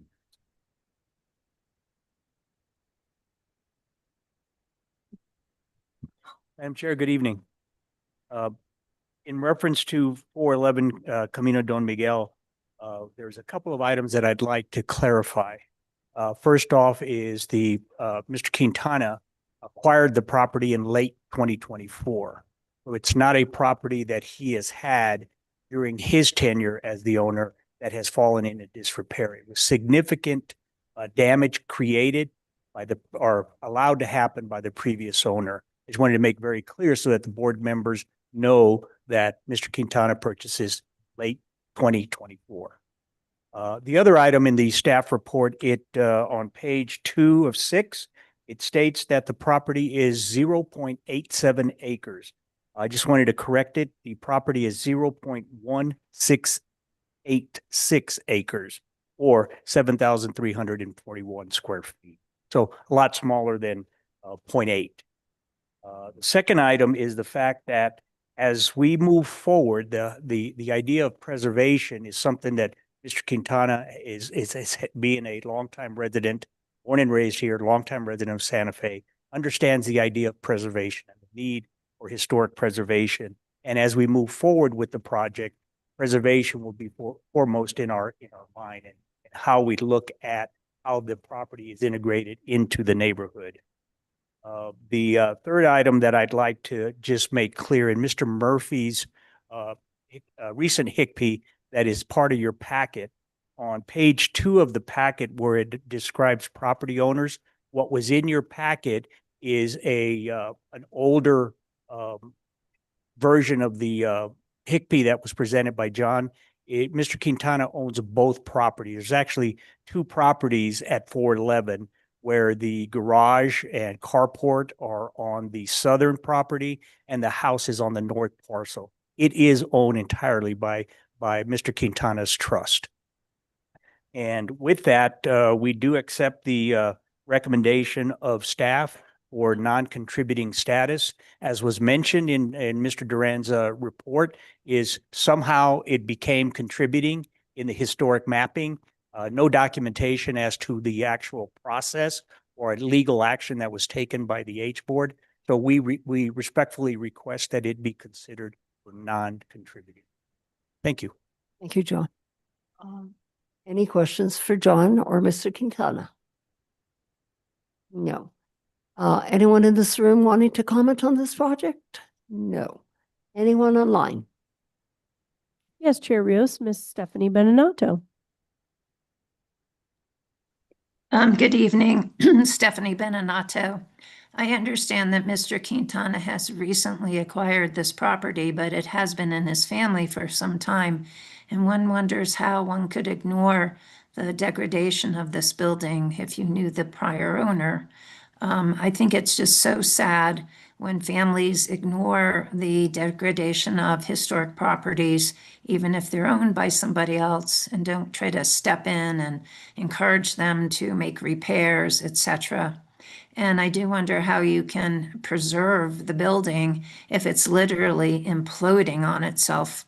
And I know that's not the subject of your status review, but it's nice to say that. I just don't know how it will ever really happen.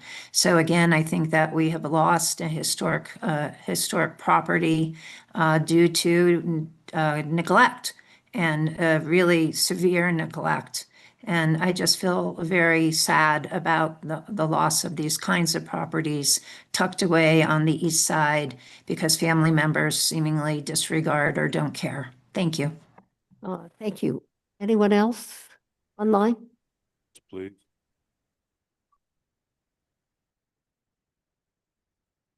Chair, there's no one else online. Thank you. Thank you. Yes, Mr. Quintana? Chairwoman, board, I'm a carpenter. My grandpa was a carpenter. My great-grandpa was a carpenter. I'd like to have a house like my great-grandpa built on Palace. A long time. I bought this property. For the record, I bought this property in the condition that it's in. Would like that to be on the record. The person who spoke before, I don't know what they're talking. There's plenty of records to show that I bought it in the condition it's in. And as I said, I'm a carpenter. One of those things. Okay. Thank you for your comments. And board members, if you have no questions or comments, I will entertain a motion, please. Member Dignan. Could I just make a comment Oh. first? Yeah, that's the real reason. You know, these are tricky cases that come before us on a downgrade when there's been neglect. And I think in this particular case, though, it's a little more complicated or simpler, depending on how you look at it. But I don't think we really know that this is a downgrade. I don't know that we knew this ever was considered contributing. And I think that's rather important to keep in mind here. To me, the way the posture this is coming before us is there is a confused record as to the status of this property, and we're being asked to give it a status once and for all because there are some records that show it contributing and other records within the city that show it as non-contributing. So I view it differently than the applicant has a burden to show that it should be downgraded, which I think would present a different set of questions to us. I view it as in the condition it's in the state it's in right now. do we consider this to be a contributing structure or not? I have a question, or we'll continue that discussion. Thank you, Madam Chair. So how do you see the condition weighing on that versus just its existence? Two ways. First, I don't think I said condition, but I meant that in a larger sense as being also its character as to whether or not it is actually contributing, even if it was in good condition, to the district, which is the definition. But then secondly, contributing does require a certain level of ongoing integrity. And I think that this particular structure appears to lack that integrity. Okay, I can understand that viewpoint. I guess I see this as, from the site visit today, being there as in somewhat of a varied condition, right? There are portions of the building that are imploding. There are portions of the building that are intact. So I just wanted to note that for the record, that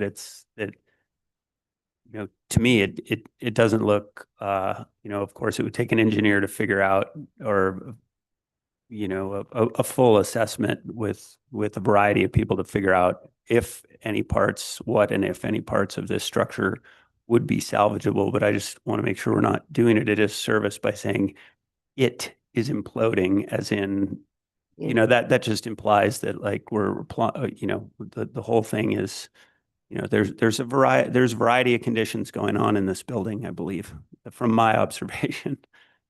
That's all I have to comment. Any other comments? Were you ready to make a motion? Well, I was.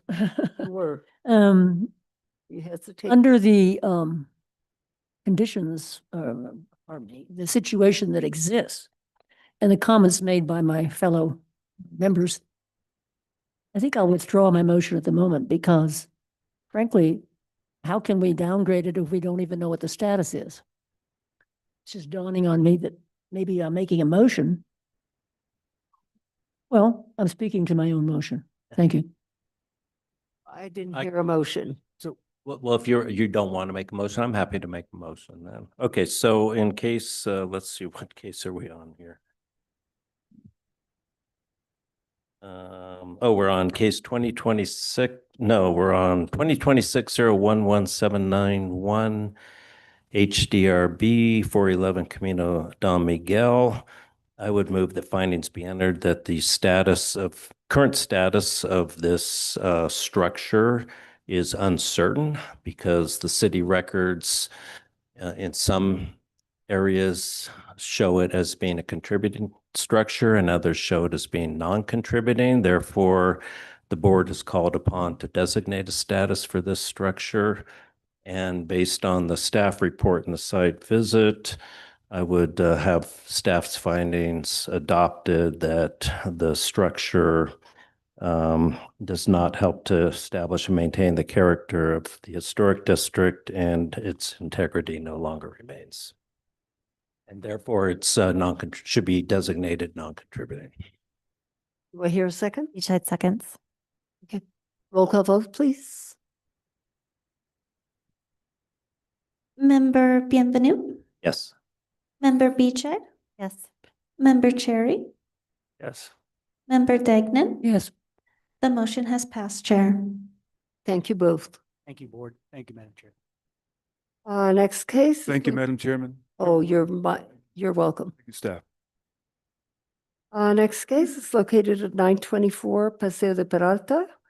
And, this is also John's case. John Padilla is the applicant, and Paul, can we hear from you?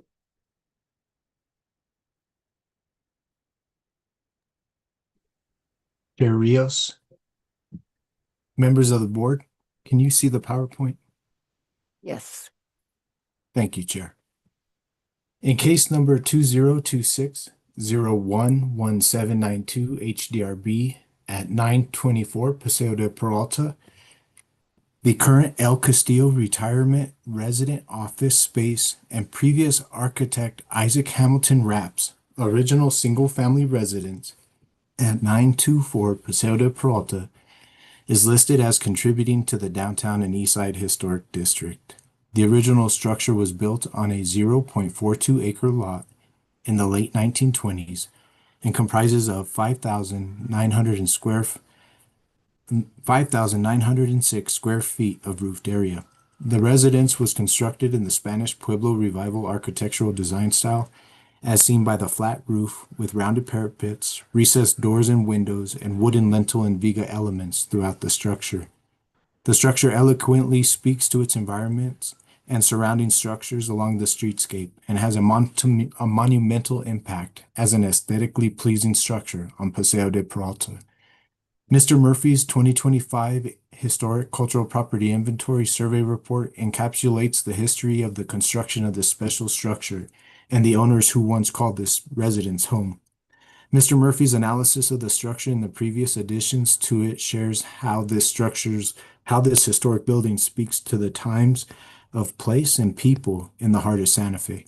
In general, Mr. Murphy expresses the structure retains a high level of historic integrity, except for the east elevation of the former service wing. This determination is observed by previous Historic Districts Review Board cases in the 1980s and 1990s, where changes have impacted the original form of the structure. The changes do not diminish the contributing status of the structure as a whole. It does not give a good representation of the original construction as other elevations, which do demonstrate on the structure. Staff agrees with the historian's evaluation and recommendations of the primary facades. In saying that, here is the north elevation of the original wrap home. And it's really well preserved in its entirety. And as we walked the property today, it was a good illustration of how this property has maintained such a special place in its current location. Here you can see the north and the east elevation along the vegetation. Here's a good view from Paseo de Peralta looking from Canyon Road as you look out west. The structure in itself holds a very stable place on that Paseo de Peralta streetscape. Here's the east elevation entry into the El Castillo offices. And here is an infill of a previous portal, or infill of the garage on that east elevation. And then the infilled portal on that east elevation, which now is a gallery. And as we move along down that east elevation, you can see the wooden lintel elements, the divided light doors and windows, and the rounded parapets, wooden vigas, and all the elements this structure has. Here we are again in the service wing, the divided light windows, doors, lintels, and so forth. Here on the south elevation is kind of the most simplistic part of this structure. Here we have that west elevation on the opposite side of Paseo de Peralta, and showing just the different types of elements that this structure that Mr. Rapp created. Here we have the portal and courtyard on that western elevation. And as we move down the west elevation towards the south, the entrance to the basement and the service wing. And as we walk down, we can move more towards that southern end of the structure. Here we have the deep recessed windows, the deep rounded parapets, and so forth. Here's an oblique photograph of the western facade and its massing, along with its architectural elements and that southern facade. Mr. John Padilla and Mr. John Murphy present a really good illustration of the development of this structure throughout time. The green showing the original core construction of the house, Mr. Rapp's house, and then the orange, the service wing, the blue in the 40s, the workshop area, and the 80s where alterations have occurred by that red blocked area. Here is the proposed facade diagram. Staff is recommending that the original core construction of the wrap house be all primary facades. And we designated 1 through 8. So 1 and 2 would be the north, 3 and 4 would be the east, 5 and 6 would be the south, 7 and 8 would be the west. And it's just how the layout of the structure is. But the core original home of Mr. Rapp would be the primary facades of this structure. Given the previous infill of the garage, the infill of the portals on that eastern elevation, and the work that's been done on the eastern elevation, staff is not recommending that eastern elevation, and the western elevation is not publicly visible.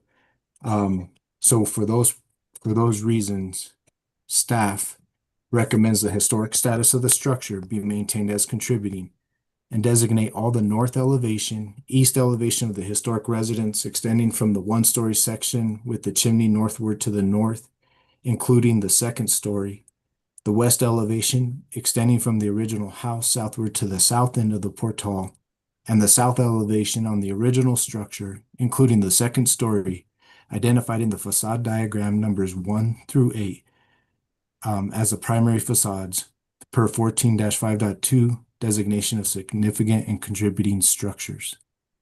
Thank you, board. Staff stands for questions. Thank you, Paul, for that long report. Thank you. Board Yes, ma'am. members, any questions for Paul?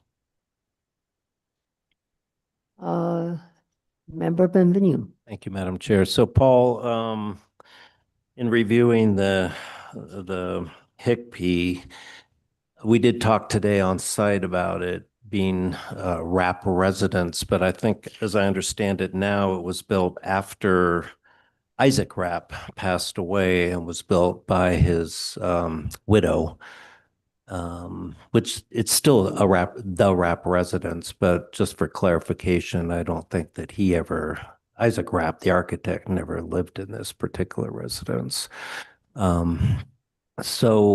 But nonetheless, it still seems to me to potentially rise to significant status based on its association with Rapp. And of course, his widow was a significant figure in Santa Fe when she moved to Santa Fe in her own right. It does appear that it was built possibly by plans from Isaac Rapp. It's incredibly well preserved, the main structure of the residence. It has a very prominent location. It has a huge effect on the streetscape and the district in that area. And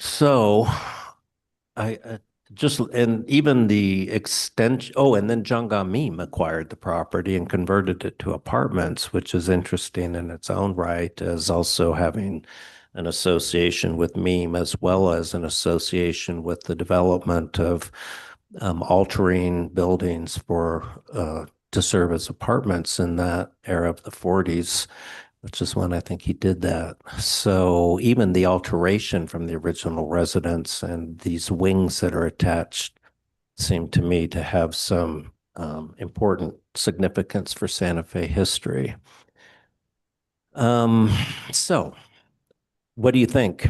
What are your thoughts on why this property would not be considered significant, both for its association with important historic figures in Santa Fe, as well as its contribution to the district? If I could interrupt, you're indicating a portion. Probably, I think so. The older portion. Certainly that, yeah. Even the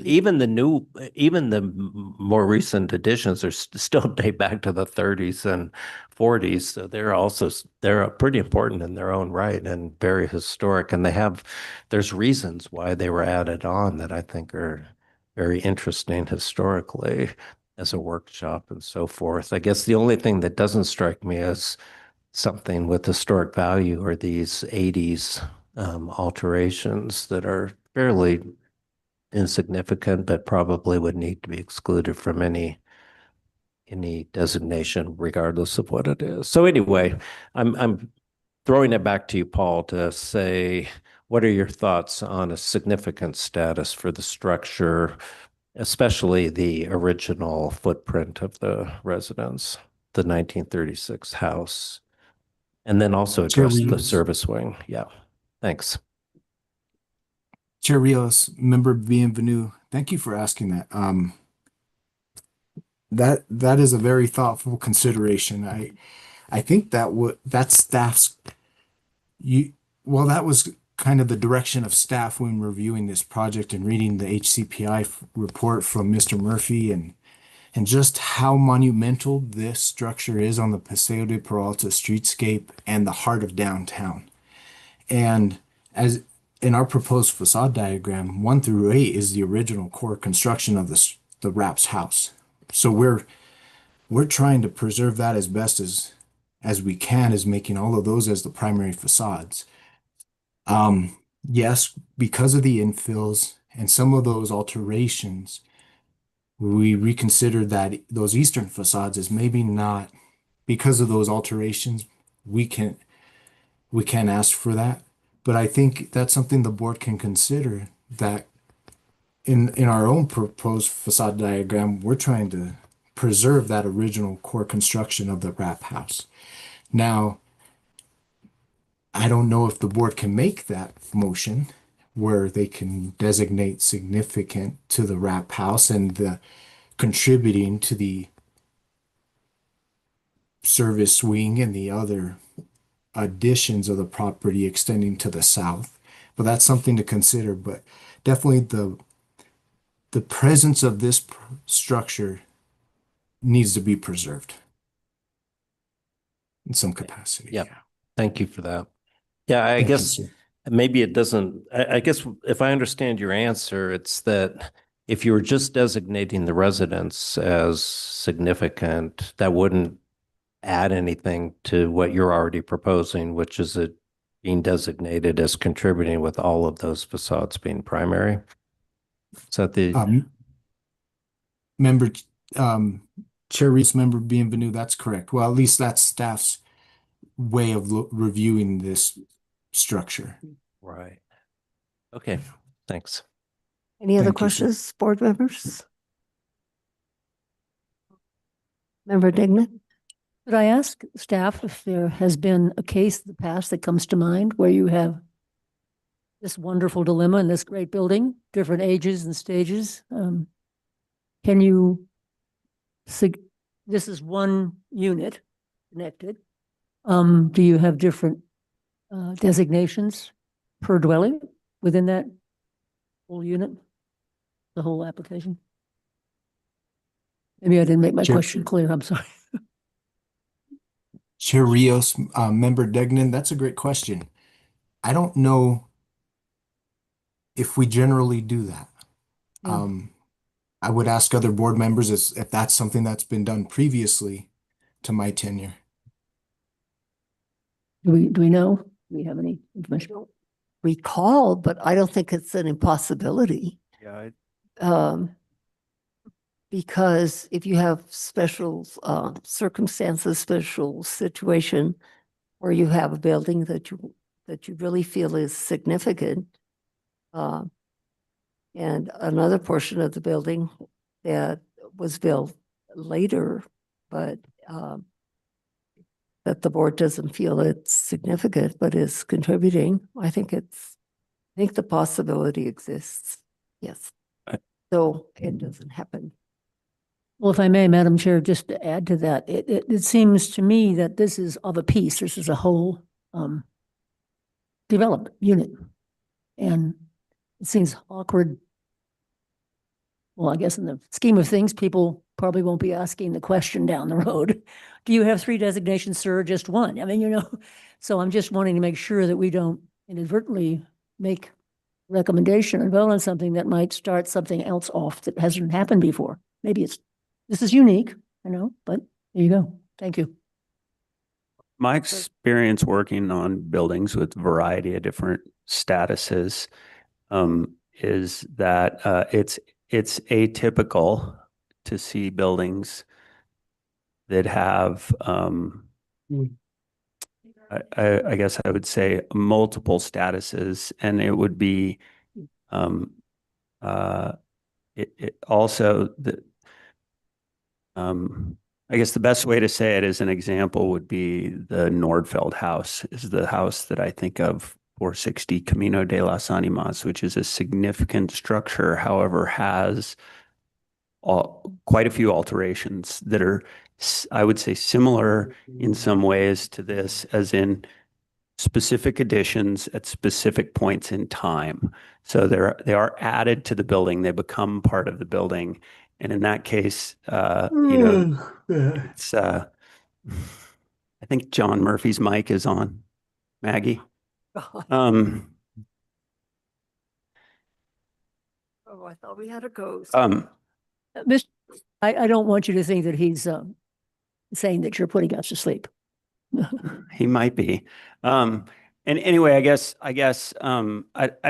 don't think there's a really clear answer to that, but since it was asked of the board, if there's anybody that knows of anything that's sort of atypical. Yeah. I mean, if you think about a significant structure, all facades are automatically primary facades, right? So you would say, well, if something's been added onto it and it's non-historic, it shouldn't be significant, but there are buildings out there that have been statused significant, excluding those additions. And sometimes, the other thing to note in the definition of a significant structure is it can be significant because of the person who occupied it or who was associated with it or who lived in it. So, in that sense, I've seen buildings that architecturally shouldn't be significant by the way the code's written, meaning because they've been altered, but someone significant constructed the house, there was another reasoning. So in that case, those sort of atypical designations have been made that I've seen of, say, a significant, and in a way, this is stretching it a little because it's saying, okay, well, we're not saying this is significant, we're going to make facades 7, 8, 9, 10, 11 significant, and then, 1, 2, 3, 4, 5, 6, 7, and like all these other facades non-contributing. We're talking about making what is now one singular building have separate statuses. That I don't think I've ever seen. But it could be interpreted as an extension of a significant building that has exclusions, because those excluded areas are essentially areas of the building that have a different status because they're excluded from the significant status. So there's a lot of opportunity for interpretation there. Yeah. Thank you for that.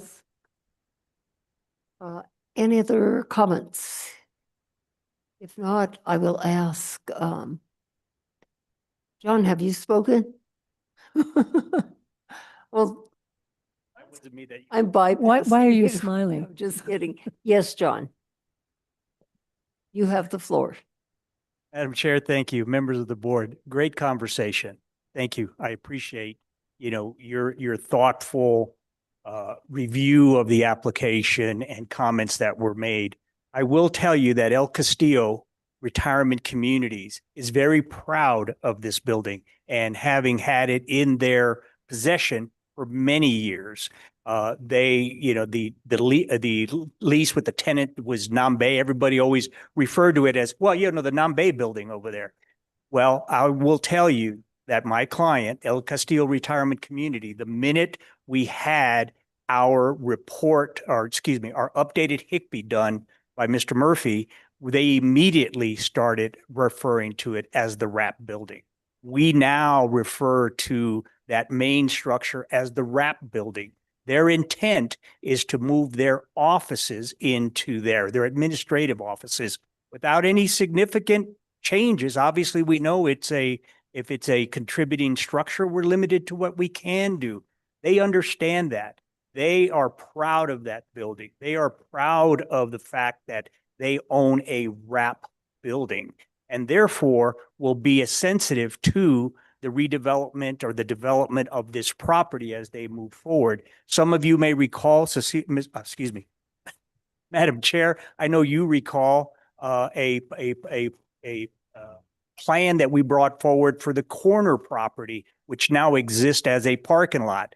There was an attempt by El Castillo to create a much larger structure there. Well, they didn't do that. And my client has no intent to do that because they need the parking to be able to facilitate the functions that will be a part of the wrap building. So, I mean, and when we engaged Mr. Murphy to do the updated HICP, we learned a lot about it. Just the fact that it was wrap owned, wrap designed, and then Gamim owned, Gamim renovation. We understand that. My client understands that, and they are proud to be the owners of this property. And the intent for any change to that wrap building is I can tell you that the idea is we need this designation to be able to tell us what we can do and where we can do it. Now, the conversation you were having about structures having different designations, how many times just tonight you did two separate structures you had on, I believe, Lomita Street, where the main house and the garage had two different structures on the same, structures with designations on the same property. They weren't attached. I was getting to that. They were detached. This one, I think in the historic records of this, would have been the classic single-family house, the wrap building itself, with its support structures, possibly detached to it, because as we look at the 1936 house is the green, the service wing in 36, the workshop areas in 40, and then the alterations and infill. So they were independent and morphed together over the years. So the possibility of looking at one contiguous now piece of structure having separate designations is something I think the board should look at. You know, there is the possibility, because if you look at the wrap building versus what I would call the support structure, that were the support structures remodeled, the plan by John Gamim was to actually create apartments. He owned the building. I've got property. Hey, I'm going to rent apartments. I'm going to build apartments and rent them. So it became an additional income generator. So I think there's two ways to look at it. This is all one structure, or yes, it's all one structure with two significant statuses given to the structures. Therefore, you've already in the recommendations are identifying what I'll call the support wing as non-primary facades, but and rightly so, the wrap building has primary facades designated. So what we are looking for your support of staff's recommendation, and possibly even considering the wrap house being the contributing structure, with the support structures being a non-contributing structure. Madam Chair and Member Cherry and Mr. Padilla, I would bring to the board's attention that there was two conjoined buildings that were built at different times at 710 Canyon Road. The front part of the building was a contributing structure. The back part of the building was built in 1988, was non-contributing due to its modernity. There was a roof replacement that required a replacement of a crimp metal roofing with a standing seam roof. And the board considered the exception criteria for the front part of the building, but did not require exception criteria for the back part of the building. They just treated it as if they treated the contributing building differently than the back part of the building, and required exceptions for alterations to the front, but no exceptions for alterations to the back. Thank you, Frank. You're welcome. Did you have something, Member Chair? Just for discussion, yeah, if Go ahead. there's time for that now, or I can wait and do it. Yeah, I mean, it is very interesting conversation, and I think it's these buildings are so unique, but also the buildings in Santa Fe that we live in and experience. So it's really hard to have hard to find non-subjective sort of ways to look at them or apply that. And, you know, just looking at this structure, if I'm looking at the purple section, or maybe it's blue, which is being called the workshop area, and I'm looking at the diagram, it's on, yeah, that one. You know, if that building stood on its own, in my opinion, it meets the criteria for contributing. So if probably the orange service wing also meets the criteria for contributing with excluding non-historic alterations, and the green section probably meets a lot of the criteria. Now, the nuances of all for significant, the nuances of all that I think could be debated and, you know, friendly amended, but there's you know, there's a possibility here in looking at it as a multi-status grouping of structures, have three significant, or three, I shouldn't use that word, three definitive different statuses for three definitive. I think that's areas. a strong possibility because it started with one building and it existed for a while and then they added to it and it's such a. Yeah, and I think it makes, I mean, the diagram we've been looking at is in staff's recommendation of, which I understand why they've gotten there through the reasoning of the Higbee and their research, staff's research as well, but is, you know, the contributing with the primary facades only on the wrap structure and then not on any of the rest of the structure. And I think it is a very interesting conversation because if you looked at the other parts of the structure, there's probably a lot of reasons they should be contributing with their own primaries. Mhm. If it's done as a whole, you know, I would lean towards there's more facades that are primary than staff's recommending. However, you could probably also divide it up. It sounds like from what Frank said too, from precedent, we could divide it up. That's what I'm hearing is a possibility. Thank you, Member Cherry. If there are no other comments at this time, I'll open it for public comment. Anybody? Nobody in here, but someone online? Or did they go to bed? I see Miss Benenato's hand up. There you go. Thank you. I'm still hanging in here. I really like this discussion, and I think that if you're going to say that the four facades are primary, you have a significant building, not only because of the unchanging facades, but also because of wrap's connection to those buildings.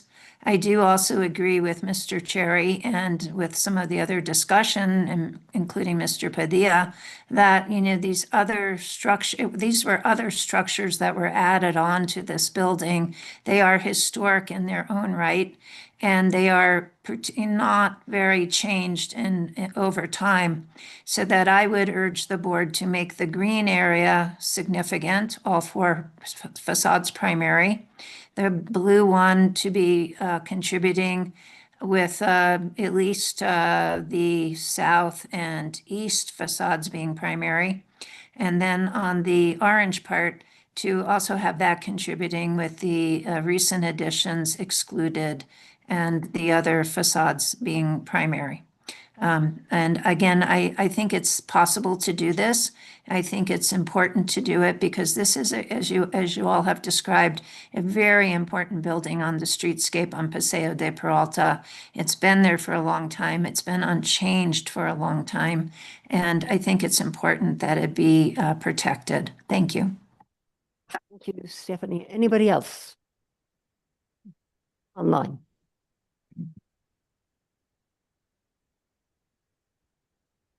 Member Dignan? Yes, thank you, Madam Chair. I would like to ask staff. One of our options possibly is to have this one designation. Because the buildings are attached. Yes, they were added at different times. What is the possibility of that, given the fact that the most recent addition wouldn't have the significance of the wrap home, but it's part and parcel of a whole? What is have we done something like that? I'm sure we have. I think it just, sorry. Madam Chair and Member Dangnam, that this structure that I was just describing to you at 710 Canyon Road, that what I described to you was the alteration, a consideration that was December 10th, 2024. Earlier in the year, the building came up for a status review, and the board reaffirmed the front building facing the street, constructed before 1912, having a contributing status, but acknowledged that the back building, which is attached under the same roof and a conjoining wall, since it was built in 1988, was non-contributing due to its modernity. So, Okay, I guess maybe I could ask the question a little bit more simply or clearly for me anyway. I'm asking if we've done something where we included something of lesser status into one designation, like the buildings you just referred to on Canyon. There are two designations there because there's one's not contributing and one is. if all of them are historic, Right. if they're not too modern to be considered. So we could actually, in theory, create a whole designation for this? That is correct. Okay, thank you. Any other questions or comments? Just to be clear, we could do either, is what Yeah. I've heard. And yeah, my only other comment that I thought is just, I think it's important to remember that the intent of the code in its entirety is to do the best thing for the preservation of these buildings. So if that requires our understanding of the ambiguity of if we can make part of it different statuses, if we see that as serving the intent of the code, then that seems like a pretty perfectly reasonable way to move forward. Thank you for your comments, board members. Motion, please. Who would like to give it a stab? Oh, go ahead. Okay. I defer, sure. Okay, Member Cherry, you're going to go for it? I'll go for it.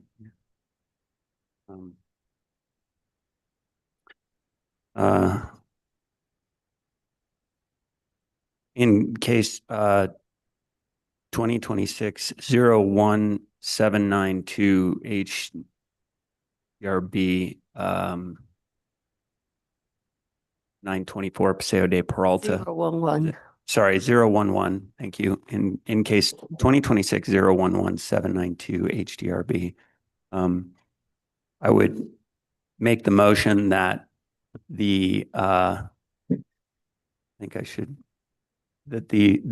portion, the portion of the building that's known as the wrap house, depicted in green on this diagram, encompassing, let's see, can you pull the facade map? Maybe I'll pull that up. Sorry.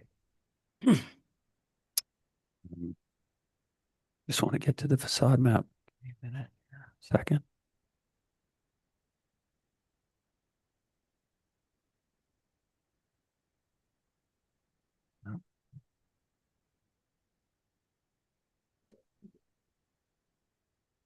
I think the color code is probably. You think that's sufficient? Okay.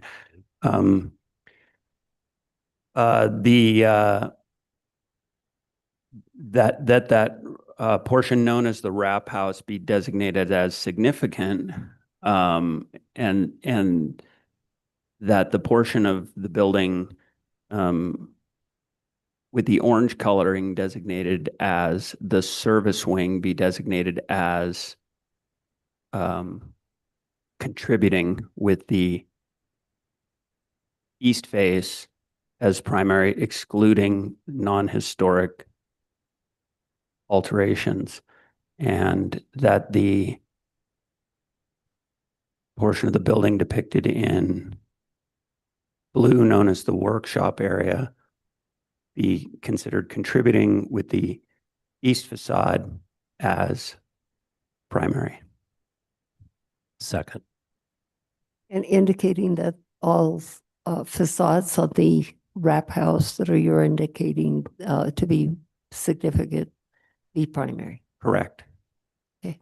Member Beachside, did you have something? Yes, just, I guess a point of discussion and maybe a friendly amendment that, the service wing, the orange in the middle is, the east facade is covered with 1980s alterations and infill. There's nothing on the east facade that's, could be considered primary. So I would suggest excluding those two, the east facing facades and the orange building service wing. Okay, let me look at a photo of that because the massing may be something. They're indicated by the red dashed lines on this. No, I understand that, but I'd like to look at an elevation because I think that primary facade on that designation, excluding the non-historic, could preserve the massing of that structure. Although it's not age eligible. You know, the facade itself is 80s. Well, I think the parapet wall above the alterations could be age, could be age relevant. Just the parapet. Yeah, it's preserving the massing of the building. So it's Also sandwiched between two contributing primary facades. So I think in terms of yeah, it is, but I'm trying not to. it might be met. Yeah, I'm trying not to incorporate that into the reasoning in regards to like where's the property line, what could they do? I think the designation should be made how to preserve the structure based on the integrity of the structure and it in itself, and not what might be designated next to it, because that in my mind creates a different determination. But if my understanding is correct that massing on this structure is original, it's the infill that's non-historic. Is that that would be a question I would for the applicant or for Paul, probably for Paul. Is that correct? Chair Rios, Member Cherry, that would be correct. So making this contributing, just to finish that thought, would protect the mass and the shape and the height, but allow the non-historic features that have been altered to be changed or upgraded. That's the reasoning behind Making it primary, I mean. yeah, thank you, making it primary. That's the reasoning behind that being a contributing structure with that as a primary facade, even though excluding, I understand what you're saying, Member Beachside, that excluding the non-historic material is excluding most of the facade, but there's a portion of it there that I feel like is important. And no one seconded the motion? I did. Oh, you did. Member Benvenu. Okay, is there further discussion? No further discussion? Is the motion clear?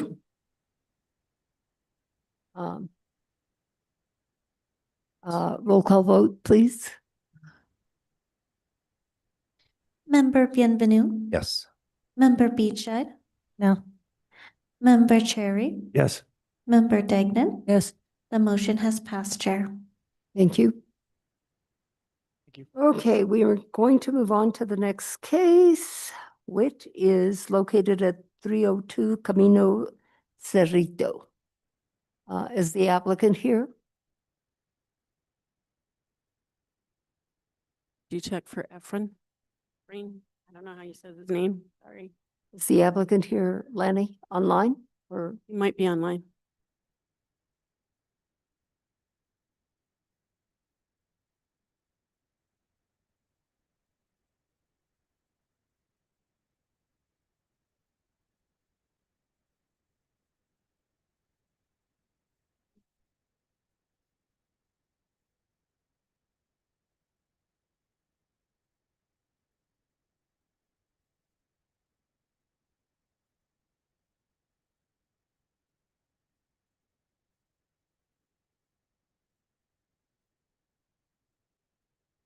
The applicant is not with us. What's the applicant's name? The applicant's name is Efrain. Efrain Kuna. Efrain Kuna. I don't know if you are online and just under a different name online, but if you are, please raise your hand so we can record that you are here. I'm not seeing any hand raised or anyone by that name online right now in the attendees. No?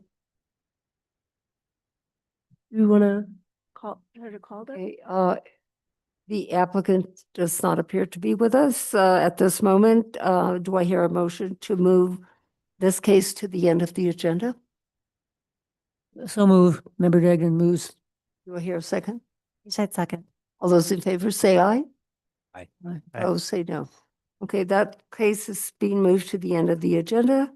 So we move on to the next case, which is located at 516 Alto. Is that applicant here? In the audience? Is that applicant online?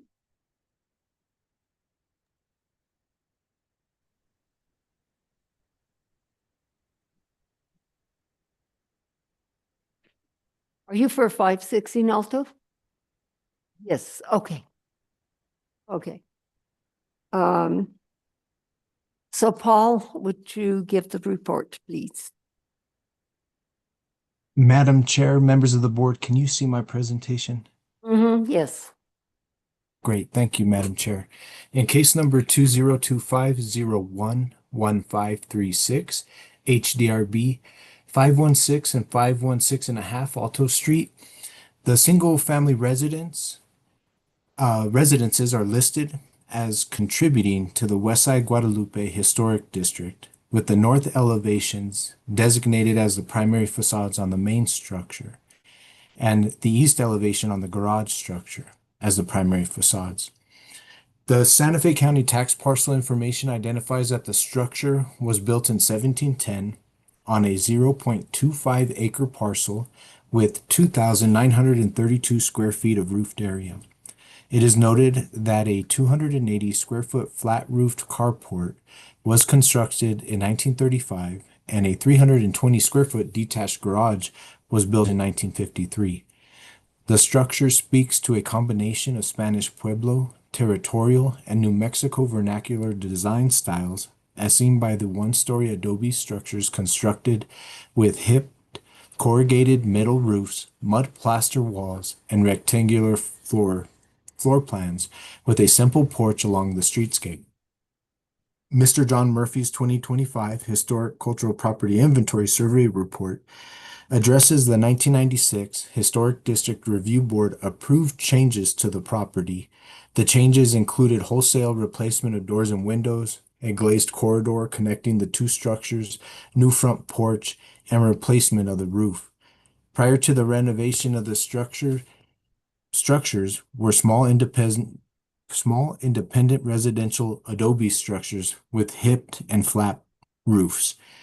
In the proposed application, the applicant is proposing a 210 square foot addition to an addition that was approved in 1996. So here is the north elevation of 516, which is the primary facade. There'll be no changes here. This is 516.5. No changes here, primary facade. Here is the 1996 approved corridor, glazed corridor that connects the two structures. Here was the previously approved 1996 addition on that eastern facade. The applicant is proposing a 210 square foot addition that extends to the south by 8 feet on this facade. Here you can see the courtyard. In this courtyard, the applicant is also with the extension of the 210 square feet, looking at building a portal that faces to the west that mimics the portal that faces to the east in this courtyard. And so here's the glazed area that was previously approved in 1996, and then the contributing garage structure and the carriage doors. So here's the facade map that was previously approved in 2025, and now the existing and proposed site plan. Here you can see the small addition on that eastern facade. Here is the 516 Alto Street proposed floor plan showing the extent of that new bathroom addition. Here we have the proposed east elevation. They're extending out 210 square feet, keeping the same roof line and 3/1 double hung windows. Same on the south facade, extending out 210 square feet, keeping the same stucco, massing, roof line with the addition of the portal that is west facing. And here is the proposed elevation facing towards the east, the portal addition, and the extension of the roof line. And here where the two 3/1 double hung windows will be located.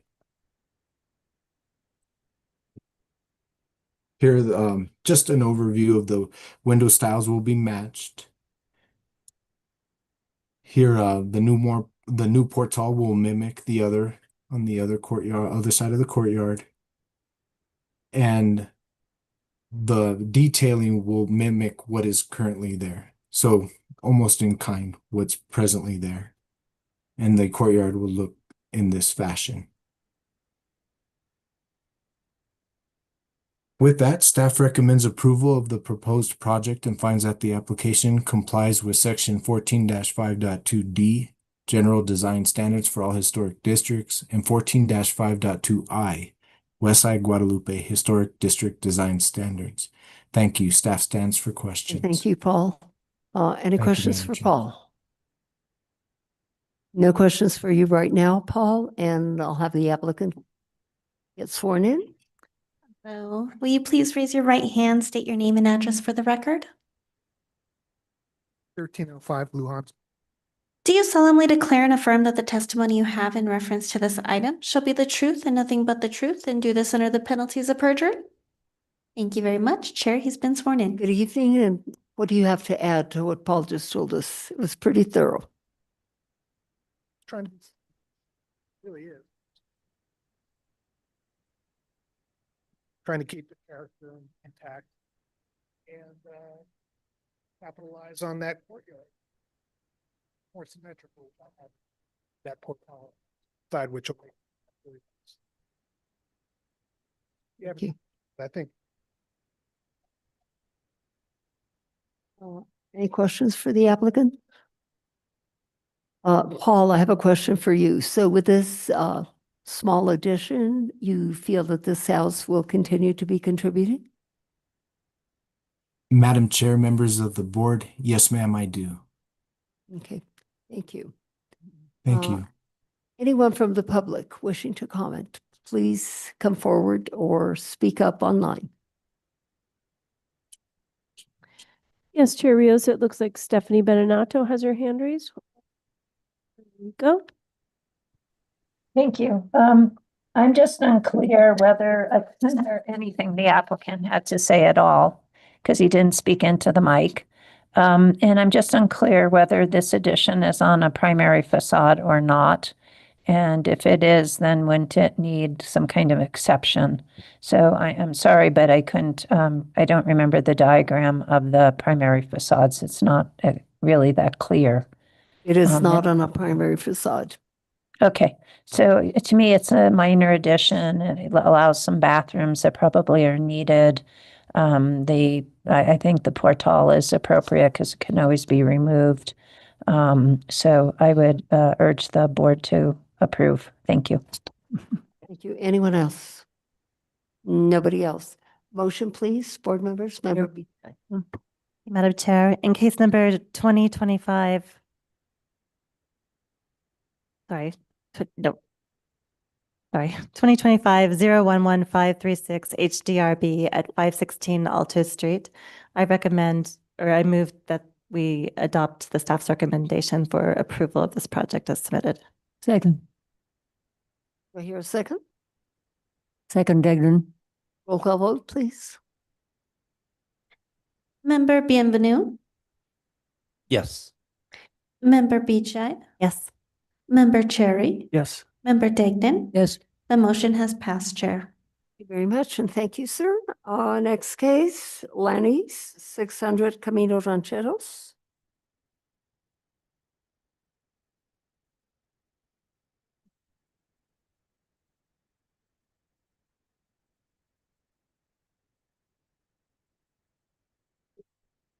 Okay, so this is case 2026-01-1769 HDRB at 600 Camino Rancheros for a height exception.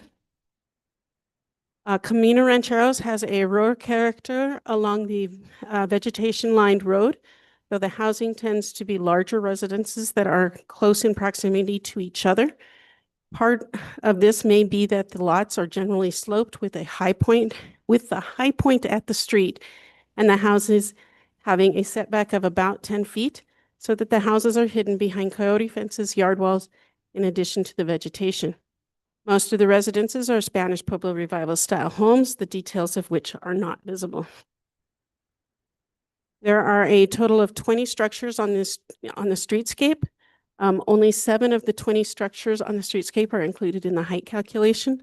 13 of the structures in the streetscape range in height from 16.5 to 22.5 feet and are excluded from the height calculation for either being grandfathered due to construction before the Historic District's height ordinance, adoption in 1997, or being approved by the HDRB with an exception for height. 7 of the excluded homes have portions of the residence as a second story.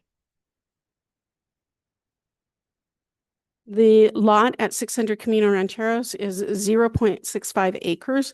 The 1999 Spanish Pueblo Revival style main residence has a lower height at the front of the structure and taller up to 18.8 feet in the rear to accommodate the slope of the lot. The front of the structure has a portal with columns, crossbeam vigas, and a low roof. The residence is 4,144 square feet and has 5 roofed porches and a 703 square foot attached garage. The residence is not historic and is located in the Historic Review Historic District. The property also has 2 accessory dwelling units, one on the northeast corner of the lot at 677 square feet and one at the southwest corner of the lot at 770 square feet. There's also a 43 square foot utility shed. The applicant proposes to construct a 1,322 square feet second floor addition to a height of 24 feet, where the maximum allowable height is 14 feet 8. An exception is requested to 14-5.2 D9 for exceeding the maximum allowable height. Most cases in the Historic Review District are issued administrative approvals. However, this case comes before the HDRB tonight for the request to exceed the maximum allowable height. While single-story development would be less of an impact on the character of the city by being within the height limits of the code, the overall streetscape will not be damaged by the proposed second-story addition because it will be set back from Camino Rancheros by 85 feet. The terrain on the site is uneven, which is standard for the area and not peculiar to the land or the structure. However, the structures of the area tend to be higher in order to provide a natural environment to the area. Therefore, it is in keeping with the streetscape to have a second floor structure. By the addition of the second story stepped away from the street, the applicant will use a smaller area of the lot and will retain the natural rural character of the area. There will be no injury to the public welfare as the design has considered. Through the stepping back of the second story mass, the least impact on the Camino Rancheros streetscape. This property is already at a higher height of 18 feet. The second story addition is requested to use a smaller area of the lot so as to retain the natural rural character of the area. Staff finds that the exception criteria have been met and recommends approval to section 14-5.2 D9 to exceed the maximum allowable height. I stand for questions. Thank you, Lanny. Lanny, what's the square footage of the existing house? 4,400 and 1,400. Are there other dwellings? Are there other dwellings on the property? There are 2 accessory dwelling units on the property, in addition. Okay. Thank you. Any other questions? It appears not. Applicant, come forward.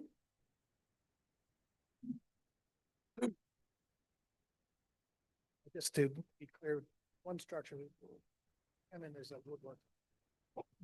Move that mic right near your mouth. Thank you. Can you hear? Yes. All right, sorry about that. Oh, so the other structure on the property is actually a wood shop.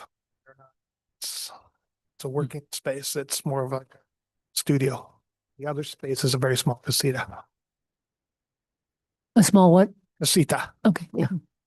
Okay. Otherwise, we don't want to have a huge impact on the neighborhood. And if you did your drive by today, you can see that that house is very well tucked into the property, and it's on a hillside. And the proposed second floor is set back well from the facade of the existing house, such that once it's built, it will be very hard to perceive from the street. So that's basically the reason that, you know, our main argument. And otherwise, I think it blends well, and architecturally, we're trying again to make this look seamless and look like it's always been there. That's the intention. So we just defer to your judgment. Can you tell us the interior ceiling heights of the proposed second floor? They won't be extreme because we are limited. We are building on an existing house. So the main room, the ceiling height there will be 9 foot. To the bottom of the, we're going to have some vigas in there. So if you count the viga, it's going to be more like 9 foot, maybe 8 inches. So it won't be extravagant. Any other questions for the applicant? No questions? Anyone wanting to speak on this project? Yes, Chair Rios, I see Ms. Beninato, please. Stephanie Beninato. I just wonder what the hardship criteria is here. You already have a 4,000 square foot house, and now you're adding on another 1,300 square feet. 5,300 square foot house is very big. And is the second story, I understand it's set back, and but is it going to slope? Is it on the down slope of the house so that it becomes even less visible or not? And these are just some questions I have. Again, these like huge houses, I understand, yes, it's less impact on the land because it's a second story, but I don't really understand the hardship there. Thank you. Thank you. Anyone else? No. Board members, what are your thoughts? Member Benvenu. Thank you, Madam Chair. So I will make a motion if we're at that point yet, but just comments. My problem with this particular application is that, you know, we're a board that didn't write the ordinance. We just apply the ordinance. And I think we always have to be careful when we're granting any exception that what we're doing is really just making a judgment that the way the ordinance is written, we think we have a better idea than the way it's written. And that strikes me that in this case, that's almost the position of the applicant. And I appreciate the candor in the application, but it really is sort of just saying, wow, there are a lot of other tall buildings. It's really great to have a tall building, and we think this would be fine in this area. And I completely understand that point of view. And in fact, there are other two-story buildings there, but that just can't be the board's rationale for undermining what the governing body has already determined is the height limit, because the obvious outcome of that would be we've essentially revoked the height requirement, because how could we ever apply it in another case if that was sufficient grounds for not applying it here? Because everyone honestly could claim an exception under that rationale. So, I don't begrudge, the size, the applicant for the size of their residence at all, but they still do have to meet the exception criteria, and they really have a pretty high burden, and not just these applicants, but all applicants when they're asking for exceptions. They need to there are 6 separate exception criteria, all of which the applicant has the burden of conclusively demonstrating. And that's just very difficult for me. That would be very difficult for me to find that that burden has been carried in this particular case, especially for what is not a minor height addition beyond what's calculated as being allowed, but almost double what's allowed. So I'm happy to have further discussion on the topic, but I'm also prepared to make a motion, Chair, whenever you're ready. Yeah, I'd like to make a comment along those same lines. I mean, it's a little, there's 2 things that stick out to me. One is regarding in the criterion in the application, exception criterion, which is the hardship exception criterion from the applicant is there is no major hardship. That's how I'm reading the criteria that's supposed to defend the hardship. So it's somewhat stating there is no hardship. And then the staff is finding that the criteria is met is my second thing. So I'm confused by that. To me, it appears like the criteria has not been met. And then I'm definitely confused by that if the applicant is even saying in their as their exception criteria response that it hasn't been met, and the staff is agreeing with that, why the staff would be recommending approval if they're agreeing that there is no hardship, which is one of the criteria that needs to be met. If there is no further discussion, I will entertain a motion, please. Thank you, Madam Chair. In case 2026-011-769 HDRB 600 Camino Rancheros, I would have findings entered that the exception criteria have not been conclusively demonstrated by the applicant to have been met in this case. Specifically, exception criteria number 1 does not damage the character of the district, but find that a height that is nearly 10 feet higher than what is allowed in the district does damage the character of the district. I would find under criterion 2 that it's not required to prevent a hardship to the applicant, as the applicant has indicated that no major hardship would result from not being able to build this addition. The third criterion, that it provides a full range of design options to ensure that residents can continue to reside within the historic district, has not been met because it's not necessary to have this exceptional height on this building to ensure that residents can continue to reside within the district. Fourth criterion, that the request is due to special conditions and circumstances peculiar to the land or structure, which are not applicable to other lands, and the related streetscape has not been met because the application indicates that the related streetscape has the same terrain as the applicant's property. Fifth criterion has not been met.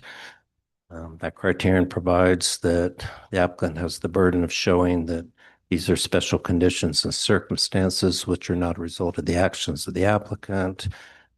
That's not been met because this is specific to the applicant needing or desiring to have additional space for a live-in person. And the sixth criterion is that it provides the least negative impact, and that has not been met because the additional height would have a greater impact than finding square footage in a different manner. Therefore, yeah, I would move that the application be denied for those reasons. Do I hear a second? Second. Roll call vote, please.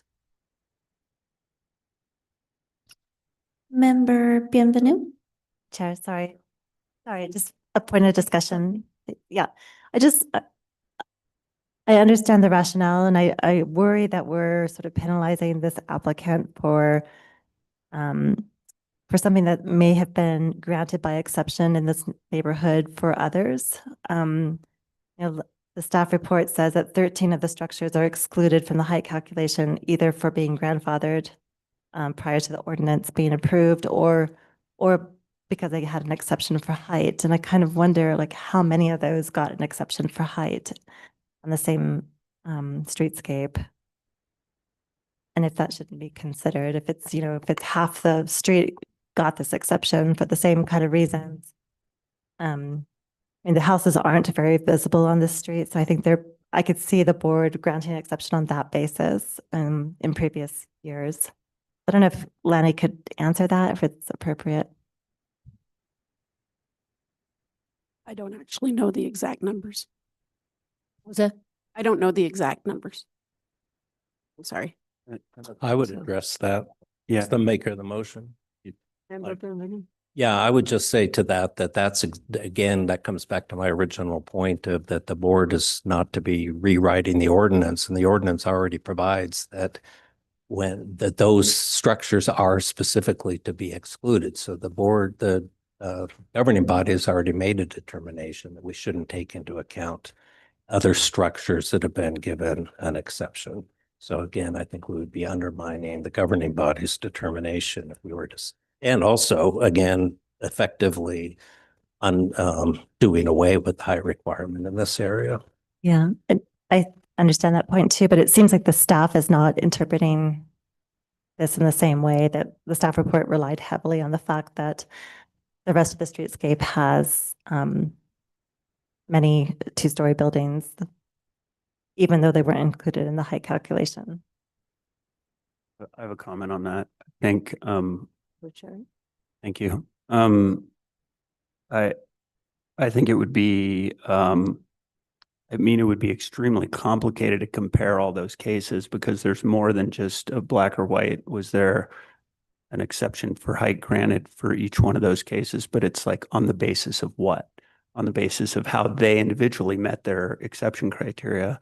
And I think the burden of that proof would be on the applicant to use that to meet their criteria. I mean, it'd be a perfect argument for some of the criterion, but it would be, my personal opinion is I don't think that would be the job of the staff, but the burden of the applicant to go out into those cases and do the research and say, well, there's over 50% of the buildings that were granted an exception that are 10 feet higher than that exception, because we don't know if the ones that also were granted the exception got an exception for a more de minimis height, 2 feet or something. So it's just really complicated. And then I would just, as an example of that, use that to encourage applicants to bring evidence that supports the detailed evidence that supports, because when the hardship criteria on this is a sort of a really bright example of that, of just that the applicant is saying there is no hardship, is sort of in that same vein of just wanting people to understand that, bring evidence, bring your reasoning here and to the board. Thank you. Roll call vote, please, Mariah. Member Bienvenu? Yes. Member Beachhead? No. Member Cherry? Yes. Member Degnan? Yes. The motion has passed, Chair. Thank you. Thank you, applicant. Next case is the applicant for 801 Old Santa Fe Trail here. Lanny, may we hear from you?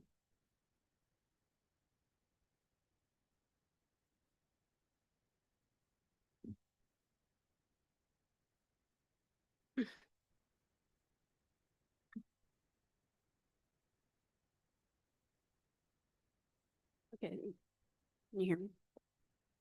This is case 2026-011768, HDRB for 801 Old Santa Fe Trail for window replacement. This property is located at the intersection of Old Santa Fe Trail and Camino Monte Vista.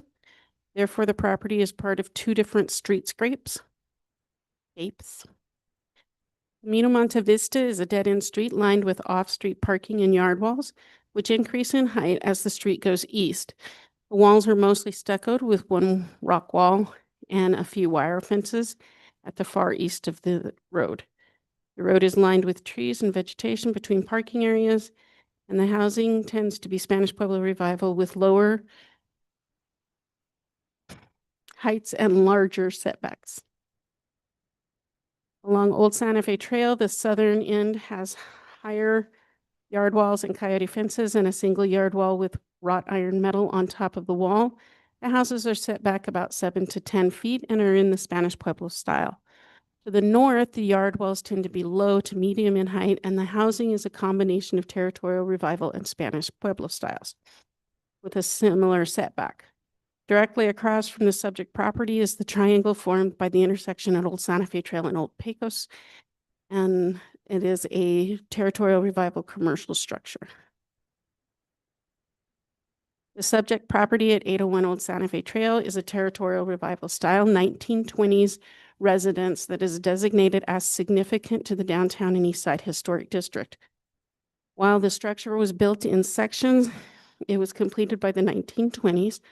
The residence has a concrete over stone foundation, portal on the west side with white posts, a beadboard ceiling, and brick coping on the roof parapet. The brick coping on the residence is only on the west elevation. The windows are mostly single light wood windows with a single window with divided lights on the south elevation and two 2/2 windows on the west elevation under the portal. The windows do not match those described in the 2002 HCPI. The applicant proposes the following to replace 8 windows. The new window frame will overlap the old window frame, allowing for the removal of the old sash and leaving the historic frames to remain in place. Window replacement will be in kind with double hung Windsor window pinnacle wood prime windows. An exception is requested to 14-5.2 D51A for replacing historic windows on primary facades. Specifically, so we're replacing windows C, D, and E on the west facing side and H on the south elevation. Windows are currently single light windows. Window C has a historic frame, while the components of the window were replaced between 1988 and 1994 and are not historic. Window D is a 3/4 and is not historic. Window E is a historic frame, but the sashes were replaced in 1988. Window H is historic and is unsatisfactorily rotted beyond repair, according to the window assessment. The historic frames of windows C and E will remain with the new windows sitting in the historic frame. Replacement of windows I and J on the west elevation. The windows are currently 2/2. Window I has a historic frame, but the divided light pattern does not match the residence and is not a historic window. Window J is not historic. Replacement of windows K and L on the north elevation. These windows are currently single light windows and are not historic. They will be repairing as needed windows A, B, F, G, and M through Y. These windows will not be replaced. The applicant is proposing to retain all historic frames and replace the windows within those frames. The only historic window to be replaced is window H, which is not repairable according to the window assessment. Staff finds that the exception criteria have been met and recommends approval of the exception to section 14-5.2 D51A for replacing historic windows on primary facades. Otherwise, staff recommends approval of the other elements of the application as they comply with 14-5.2 D and E for general design standards and downtown and east side design standards. Thank you, Lanny. Questions for Lanny at this point? Member Beachley. Thank you, Madam Chair. Lenny, when was this property designated as significant?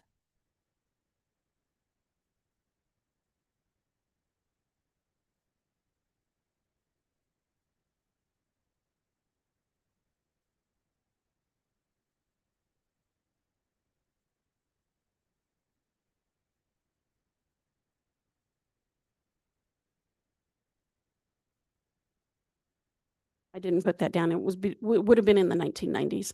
I don't know the exact date.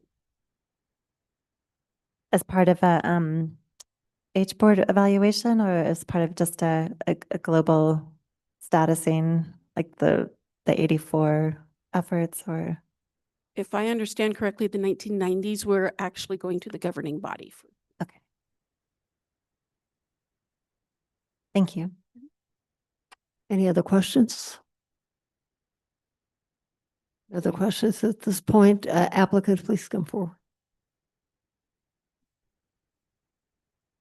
Hello. Will you please raise your right hand, state your name and address for the record? 125 Lincoln Avenue.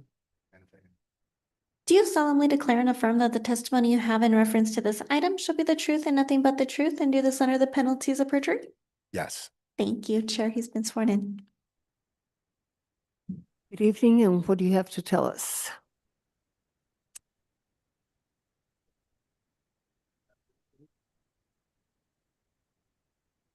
Oh, sorry. Thank you for this opportunity to over this. I'm short.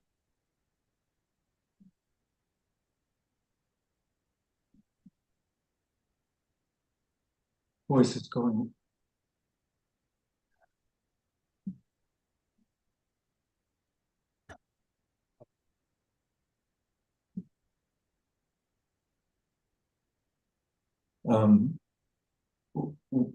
So city staff is gone over a lot of these windows, all 8 windows are in need of replacement. Like, right, yeah. Is that working? No. Better? How's that? Yeah, the 8 windows in question are they're leaking, they have plenty of issues, and all need replacement. As you can see on the request, that the windows that would they'd be replaced with are like windows. They look like the ones that are being replaced. So then, say with the accompanying window assessment, we'll kind of dive in deeper to the need for this replacement and do hardship that would entail the client to, or the homeowner to, live through what they've been living through, which is, windows that are very difficult to open, and windows that, in fact, they sent me a picture this morning on windows that are completely frosted over from the cold weather we've just had. But I'm open for any questions. Thank you. Well, as we know, there are window replacements and there are window replacements. So we have a member on this board, Member Cherry, who actually happens to be an expert in window replacement. He does a lot of that. So I would like for him to comment in reference to these windows that we saw today on the field trip. Okay. In terms of its replacement, and if they replaced them, quote unquote, in kind. Yeah, so as you know, we go look at these buildings. So we get to walk around the outside and we get to have a look. So we don't do as thorough of a observation as you do when a window assessment's done, or that the window assessor's done. I see a lot of issues with these windows, and I agree with a lot of that a lot of them need to be replaced. I think my concern is that they're the proposal is to replace a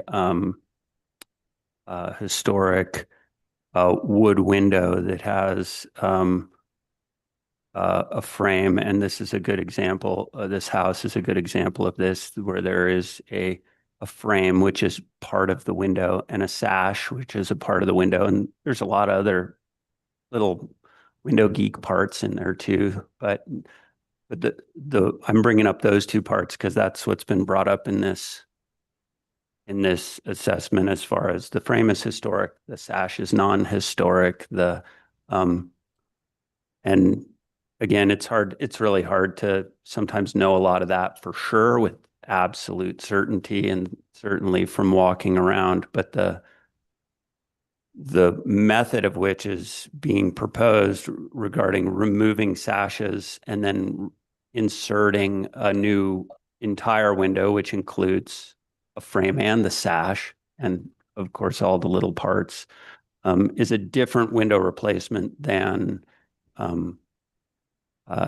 removing the sashes. There are definitely, from my observation, there's a lot of parts on those sashes that are unrepairable. They're either too warped to be repaired or they're too damaged from rot. And same with the frame and a lot of those windows. And then there's also the factor of the settlement. Window E, for instance, is probably 4 inches lower or 3 inches lower on the right-hand side than the left-hand side when viewed from the outside. So our criterion from assessing windows always looks at degradation, doesn't take into account that sort of settlement, but clearly it's an issue, right? So it warrants addressing. I think the question for the board with this project and other projects is it's a significant house, so it's really important, the character of those windows. And I think the detail in the character of those windows is really important to preserve. And how will that be preserved and these windows be replaced in a way that the term that's being used, in kind, replaces them in a way that represents them in the way that they are historically, but in an operable way. And certainly removing the sashes and inserting a window unit, a factory-made window unit, does that as far as replace it from a functionality standpoint. But I guess the real question to us and all of us is that the precedent we want to have for historic window replacement? Because we've done both. We've allowed that, and we've allowed, and we've also mandated that those windows, that the in-kind replacement of those windows be to remove the sashes that are in the historic frames that are still good and replace the components that are degraded, rotted, or warped, as opposed to remove them, discard them, and then replace them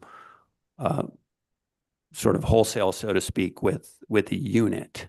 So that would be what I would have to add from a technical standpoint is on what's being replaced. The only thing I would question, a lot of what the window assessor said, I would not question, I think, and the criteria, I think there's a lot of those windows that need to be addressed, but how they're addressed, I think, is really important to figure out. And the way I see them being addressed is the removal of historic material and the replacement with a non-historic material, which would happen either way, but it's a non-historic material that in my mind isn't in kind because it's a factory window that's being inserted into a historic frame, as opposed to in kind would be to remake new sashes, remake the frames in kind to the dimensions that they are, and then reinstall them. Yeah. Which windows are you referring to? Because of the 8 that were in question, those window sashes weren't historic. The windows and window sashes aren't historic. The frames are, and the frames. Yeah, right. So that a lot of these were done in like 1988, 1989. What was done to them?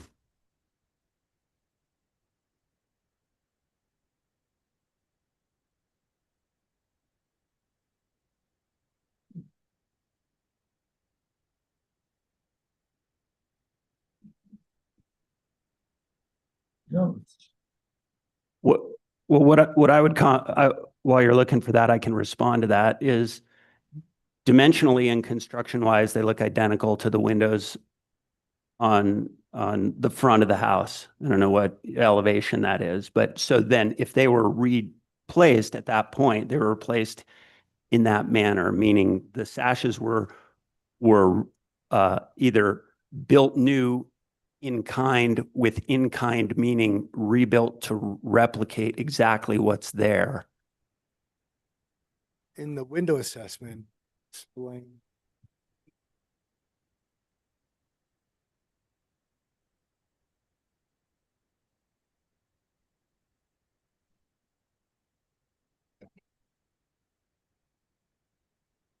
So if you, on the window assessment, explain that, for example,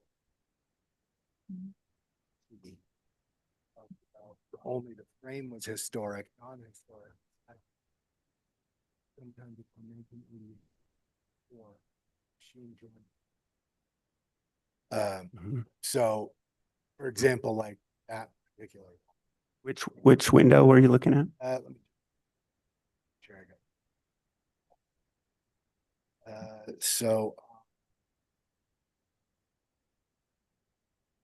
Okay, the E is a good one. Just.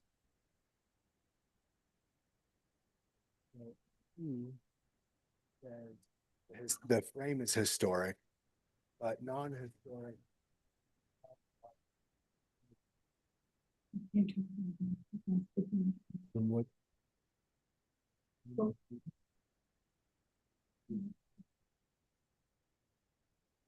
That was the only one where the frame was in question, but on the description of the windows and how they were going to place them, they did put in there that they would, you know, try to keep the frame intact. That was the only one that said that it might damage because of the particular window. All of the other ones said that bring up the historic frame, say that the frame isn't in question at all, but that the sashes and windows were placed sometime, summer 1988, summer 1990. But the windows and sashes are were already placed at some time before. Not so what the ones that are frames do need to stay in. Right, but the sashes of that window are coming out, the frame of that window is staying in, and then a factory window is getting inserted into a historic frame. In other words, a Windsor factory window that has a frame and sashes. They're not sashes that are being remade in kind to the sashes that were originally there or potentially were replaced that we're seeing now. On the assessment, it Mhm. explains that a lot of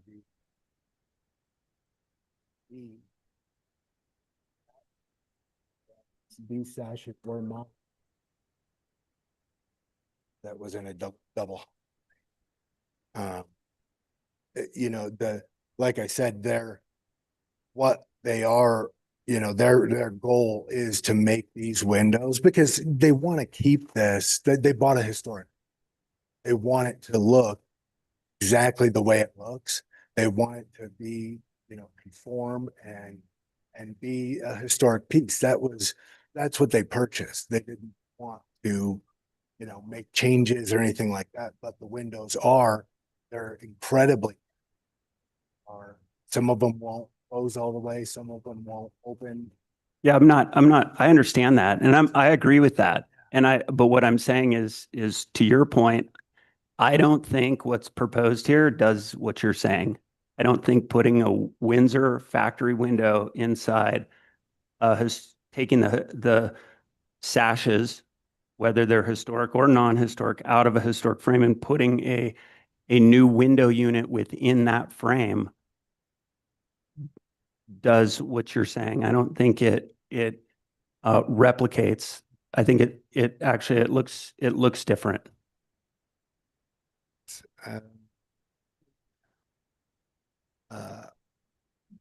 The actual bid on windows. I mean, they have a lot of experience in historic, and they even make a point to reference doing historic window. They are here in town, and so Who are question, sorry, who is they? Windsor Architectural Windows and Doors of Santa Fe. Right. They, Yeah. That's like I said, I mean, this is something that we do. And Oh, I understand that. I'm just saying it's just a different type of window replacement on a house of this importance. What's being proposed here will look different than like, in my opinion, markedly different than replacing those windows truly in kind, which would be to make replicas of what's there and replace them with replicas. And Windsor has a distributor here in Santa Fe, so they have a sales distribution here, but it's a factory. It's a national window company that makes, it's a factory window. So just trying to. Is that a requirement, like no factory windows, or I'm not sure. I'm just asking. I don't sure what. Well, my understanding of the requirement is that they are to be replaced in kind, and my understanding of in kind would be it with wood. If they're wood, that they're replaced with wood, that the dimensions of that wood is the same as the wood that the original windows are, that all the dimensionality of that is the same, so that it represents the same. And I mean, part of the issue, no fault to you, is there's, we're looking at photographs and then we're looking at a window order that has a very schematic drawing of a window, so it's difficult to tell, are these windows that are being presented, are the rails and stiles on the sashes the same? But the one main thing that will markedly be different is you're taking a new window, that when I say window, I mean a whole unit that has a frame and it has sashes and it has weather stripping and it has all the gubbins and components that make up a window, and removing the sash portion of an original or even if it's the original frame, and we're assuming that the sashes that were remade for those that are being stated as non-historic were made to match the historic sashes, because they match the sashes that are on the front, which are historic. So when that whole, the new frame goes in, that's going to take up space. So you're going to see basically a window within a window, and then sashes inside a frame that are inside a frame. So the clear opening, the overall glass opening is going to get smaller.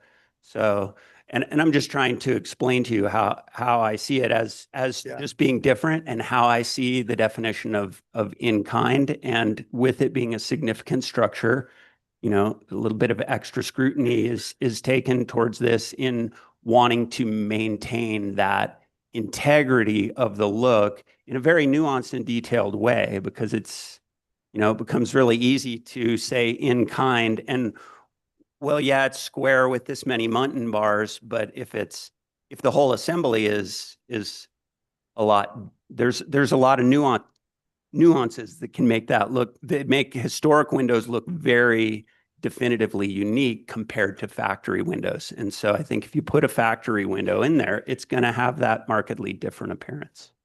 Factory windows are not allowed in, I don't. Nice. Well, in my opinion, no, because the way I interpret the code is that it needs to be replaced in kind. But in kind, okay, so in kind means identical to what is. Correct. Because Scott, did you indicate that there's a place here in Santa Fe that does replicate windows? Well, there are a variety of component? woodworkers that do it.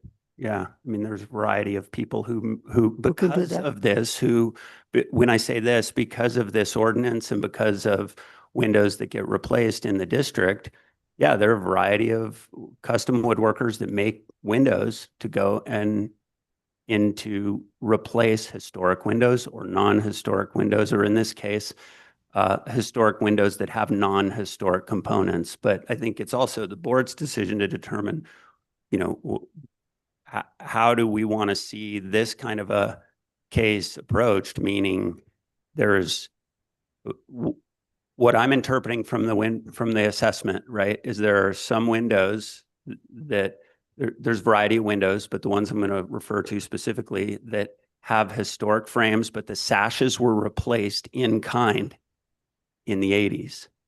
So if those sashes have now expired their lifespan, then, but the frames are still good, then the way I view the code is then those windows should be replaced. Those non-historic sashes should be replaced in kind with new sashes, but not by taking the sashes out and then just reinstalling a window wholesale into that historic frame. Because I think that creates a totally different look and style. And I think there's a lot, I know this from experience because windows are my business, and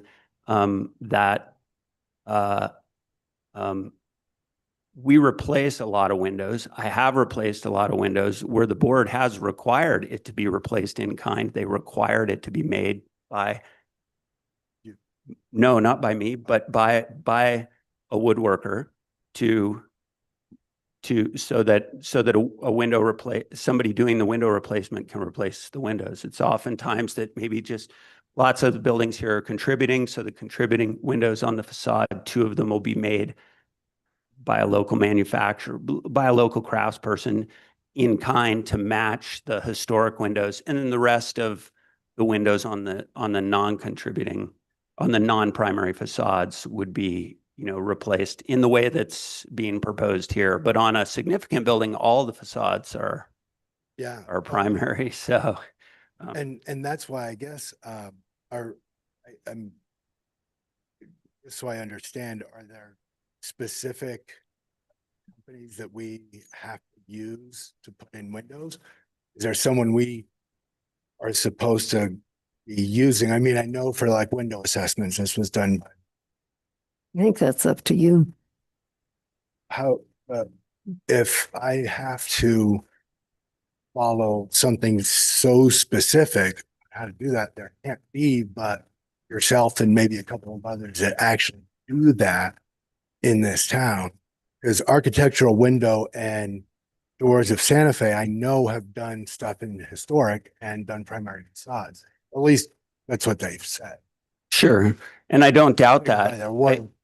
But I guess, you know, I mean, it's the middle of winter and these people are feeling it, but we thought they went through the right steps. Yeah, no, I understand that. And it's nuanced and it's code, this code is that specific. I guess I just want to make sure because we don't want to do this. I think it's not. Right? The word that's being used is in kind, which has a lot of different interpretations, right? Sure. So in kind could just mean like it has the same light divisions and it's wood. But, you know, I think that as far as precedent, I've experience with a lot of window replacement projects, whether I was involved in them or not, because I know the other people in the industry and, you know, we chat and we're colleagues and this board has done both. They have made people replace windows on primary facades. We'll just say it that way. On significant, they're all, but on contributing, they're very specific with windows with in kind, meaning you replace it to match like a dead ringer. Like, when you come back and the window replacement's done, it's like, wow, is that a 1930s window? It's in such fantastic shape, but with the window replacement that's being proposed, you're going to walk up to those windows and go like, oh, look, they inserted a replacement window inside a historic window frame. Okay. And so I think but yes, both things have happened from the board in my experience, and both things have happened from the board. I've been sitting on this board for almost a year, 8 months or something, 9 months, but I've stood in front of the board for 15 years prior to that. So I've had it and seen it go both different way, but I think in my position here, I'm interpreting it as like, what's the intent of the code? What are we trying to do? This is a significant building and we're trying to preserve the visual integrity of it, right? The historic material, if that sashes on window E came out in 1986 and went back with that board's interpretation of in kind, we'd have to go through the notes to figure all that out if there were any even. But I think that is going to represent the look of those windows in that building the best. And so to me, that's what should be done on this building. Okay, thank you, Scott. Member Beachside. Thank you, Madam Chair. I've tried to express this before. I think what's happening here is incredibly unfair to the applicant and to the staff. I appreciate that we have some expertise on the board, but the staff is advising applicants to hire a window assessor that's on the qualified list, which they do at an expense. And that report is provided to us in our packet. That's what we're all prepared to talk about. We come to this meeting and we have a whole new opinion expressed in great detail, which is not what the code prescribes. It's a new precedent. It's not what we've done in the past to sort of dictate the replacements. This applicant is agreeing to restore the windows that the Ray Patterson assessment says are restorable and historic. We've seen successful replacements of windows in kind, whether that be full wood and glazing on those that are restorable. And for the other cases, the light pattern matching, the size unchanged, the frames intact. We've seen successful projects doing that. This level of detail is giving the impression that, I think the applicant even asked, like, does it have to be done by Mr. Cherry? No, of course not. But this is not our job to kind of dictate this level of detail in a project that's come before us, recommended by staff with a complete package. Other comments? As long as we're here, yeah, thank Menu? you. Madam Chair. So yeah, I actually agree with a lot of the specifics about this discussion that have been raised by Member Cherry, and I do also agree with what Member Beachside just said about the way we actually practice. So the way I'm seeing the situation, and it's come up several times in the last several meetings with windows, is the board, I'm not really in favor of simply blindly relying on one paid window assessment that's provided by an applicant. And that's not casting aspersions. It's just a limited amount of information. And but on the other hand, that is what staff has advised the applicants to do up until now. The staff is working with the applicant. The staff has indicated that this would be that the way they're proceeding is acceptable, and they will recommend that it be approved. So to me, we're kind of in a place where we should be, there is some unfairness to the applicant at this stage to rewrite the process. But we have been talking about, and I hope that we're just about to enter into a very serious discussion about updating our policy on windows so that we can really make sure that we're following best practices for historic preservation and replacement of windows. We have extremely clear, specific guidelines that the board adopts and that applicants have available to them. And then that is the policy that we apply henceforth. And that's, to me, the solution. And I hope that we get there soon. I think that in this case, that we have to remember, that we have to keep in mind that this is a significant house. And if any windows are removed and redone, and I would say replicated, because sometimes when you say in kind, as was explained by Member Cherry, that it'll be different, and then you can immediately see that. We're trying to preserve what is there. And if the maker of the motion would indicate that, and I don't know what the cost is if you replicate sash by sash, or if you go by an already manufactured window. I know windows are expensive anyway. And I don't know, I guess you could compare. The only But just if I don't mean to interrupt, but you know, I would still, I think, have to focus on the fact that under the information that's provided to us through the report, there's only one window that would need to be replaced in kind, and that would only be if it was non-repairable. This is not about the whole project, according to the applicant's presentation. And the applicant has said, and that report has said that it's non-repairable. So that's the only one I think that is coming before us for an exception. Everything else is not. Jerry, 10 seconds or less. So I agree with the window assessment, I think, and I agree that it's not fair for you for the staff and the board to try and make a determination about what their policy is going to be based on your case. However, I also see it as somewhat cut and dry in the sense of you got a window assessment. It shows that you know, these ones are repairable, these ones are unrepairable. It shows some commentary on these ones are historic, these parts of these ones are historic, these parts of these ones aren't historic.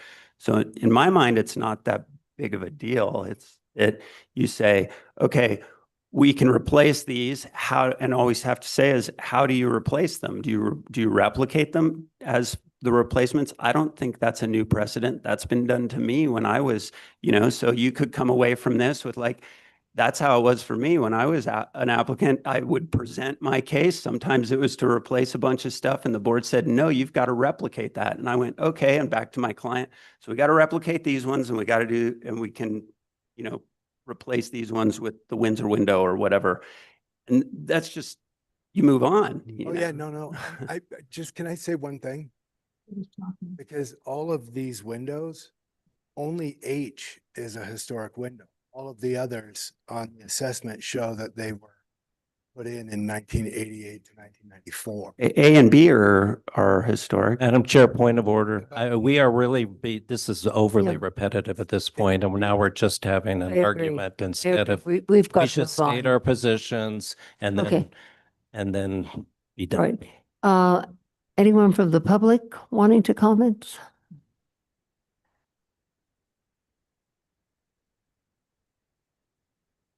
The applicant is here.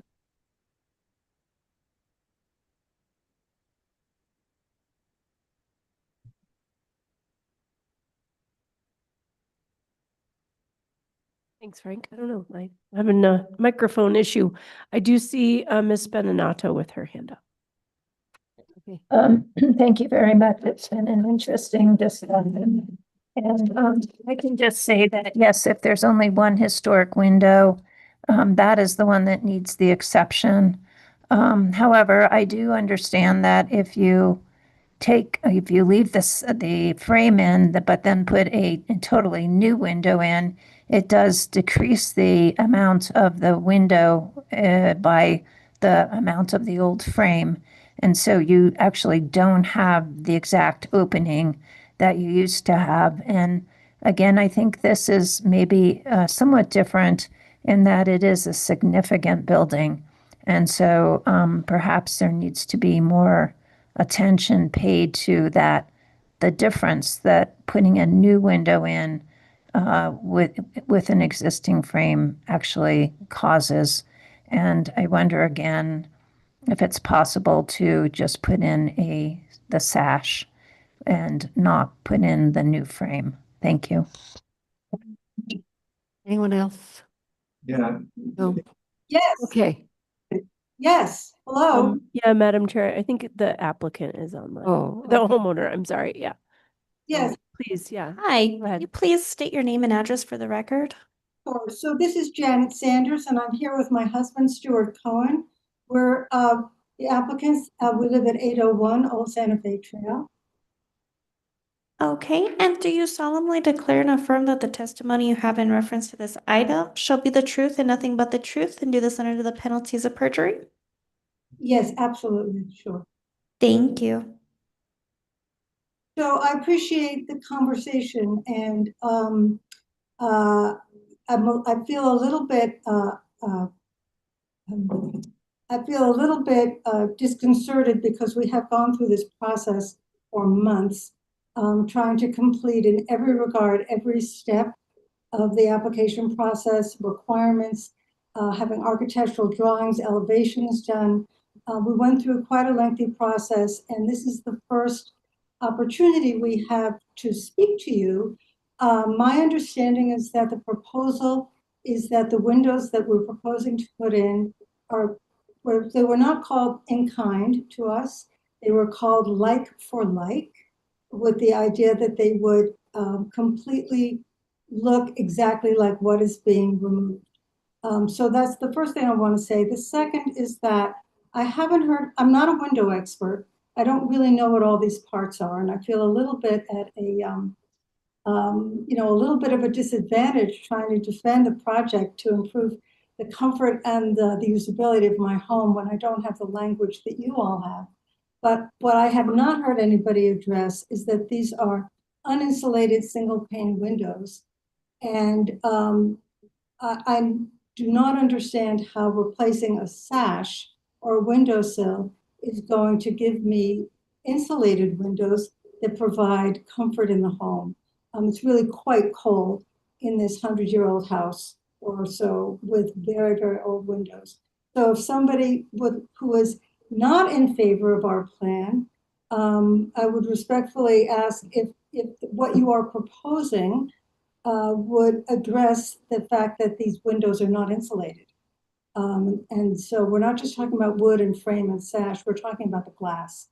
And I need to have an insulated house. I feel it's a matter of health. We are older people and it's quite cold in our home. We've done all that we can to make this a very beautiful and well-restored home. And this is an essential element. So I'm confused by the discussion and would like some clarification about why what we're proposing is not sufficient and what you are proposing, those who are not in favor, how that would address the coldness and the discomfort of living with very old uninsulated single pane glass. Thank you for your comments. And is there anyone else online? There is no one else, and I will entertain a motion at this moment for this case. Member Bichai? Thank you, Madam Chair. In case number 2026-011-768 HDRB at 801 Old Santa Fe Trail, Unit A, I move that we adopt the staff recommendation, finding that all exception criteria have been met, and approve the project as submitted. Is there a second? Second. And is there any further discussion? No further discussion. Roll call vote, please. Member Bienvenu? Member Beechide? Yes. Member Cherry? No. Member Degnan? No. The motion dies. Well, I take that back. Chair, you got to vote. yes. even though I do agree with everything that Member Cherry said, and I really hope, I'm going to vote in favor of the motion, but please, I'm going to hold you to it to really replicate this windows. Okay? Absolutely. Okay, I'm going to look. Thank you. Also, I have a comment on something other than the windows. I have been admiring for the longest time, they have that little metal fence, and they've never removed that. But along with that metal fence was a little metal gate. That was removed, and a little, excuse me, it matched the little metal fence, the old gate right there in the front of the house. Now they have put 2 metal gates, pedestrian gates. Those are new. Huh. One at the front of the house, one as you enter and go to the right, that we noticed on the field trip. I'll take a look at that. Yeah. It's I don't know what happened to that We're little not metal gate on the significant house. definitely. Definitely. Thank you. Okay, good luck with your project. Thank you so much. I'm sure we've learned a lot. I've learned a lot from Scott. Too. I learned a lot. I don't know, you could weigh all options. Okay, friends and neighbors, we're going to the next case that's located at 210 Don Gaspar. Oh, look, there's people hiding behind. Yeah. Lanny? Okay, this is case 2025-011724 HGRB at 210 Don Gaspar Avenue, the St. Francis Hotel, and that's for a remodel. The building abuts 3 street frontages, Don Gaspar Avenue, Westwater Street, and Ortiz Street. Don Gaspar Avenue is a commercial hub with 2 to 3-story buildings fronting the sidewalk and a parking lot directly across from the hotel. Building styles vary on the Don Gaspar streetscape, and a city-run parking lot is located across the street. Water Street is similar, consisting of predominantly 2 and 3-story buildings, but also has several single-story buildings. Except for the Hotel St. Francis and the building to its north, the buildings along Ortiz Street are all single-story. The commercial mission revival style structure located at 210 Don Gaspar is listed as significant to the downtown and east side historic district. All elevations are considered primary on significant buildings. The property was originally the De Vargas Hotel and is currently the Hotel St. Francis. The Vargas Hotel was constructed in 1924, but buildings were known to have existed in this location as early as 1890. The building is characterized by its unusual triangular footprint. The Mission Revival style building has arches at the patio and terrace entrances, as well as over some windows. It also holds wrought iron elements, clay tile detailing on a stucco exterior. The windows on the 3rd floor have a continuous concrete sill. The 2nd floor openings are recessed squares with individual concrete balconies with wrought iron railings along Don Gaspar Avenue and Water Street, and concrete sills on the other elevations. The ground floor windows have arched awnings in blue at the restaurant on the northeastern section and brown awnings at the hotel on the southeast section. All windows are wood and are trimmed in a combination of blue and white or both. There is a long patio at the entrance with a brown wainscot under white and an enclosed courtyard patio at the northwest corner. The courtyard is enclosed with an 8-foot-high yard wall with windows that have iron bars, wood doors, and is topped with a clay tile roof. The building's stucco is painted in beige. The 1984 Historic Building Inventory Form notes that the first floor of the hotel was thought to have existed by 1883 when it was National Hotel. A second story was added between 1902 and 1908. The 1995 Historic Building Inventory notes that a remodel and restoration of the property took place in the mid-1980s, and some doors were replaced, and that some changes occurred to the storefront on the north side of the building. More recent remodeling from 2008, which was approved by the HDRB, included a new window opening on the north and west dining courtyard, alteration of the arched gate at the courtyard for functionality, and addition of clay roof tiles on the west elevation of the hotel.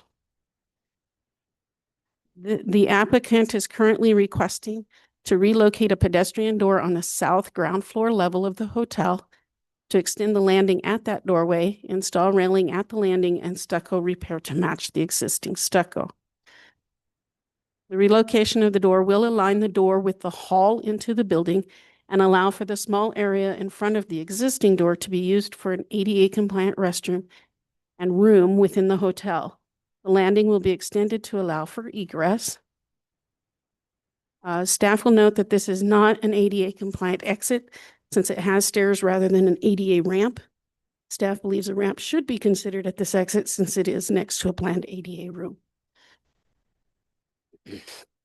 Staff finds that the exception criteria have been met and recommends approval of the exception to section 14-5.2 D5A to alter the openings on a primary facade. Staff also recommends approval of the other elements of the application as they comply with the general design standards and the downtown and east side design standards. Stand for questions. Thank you. Any questions for Lanny? No questions now. Richard?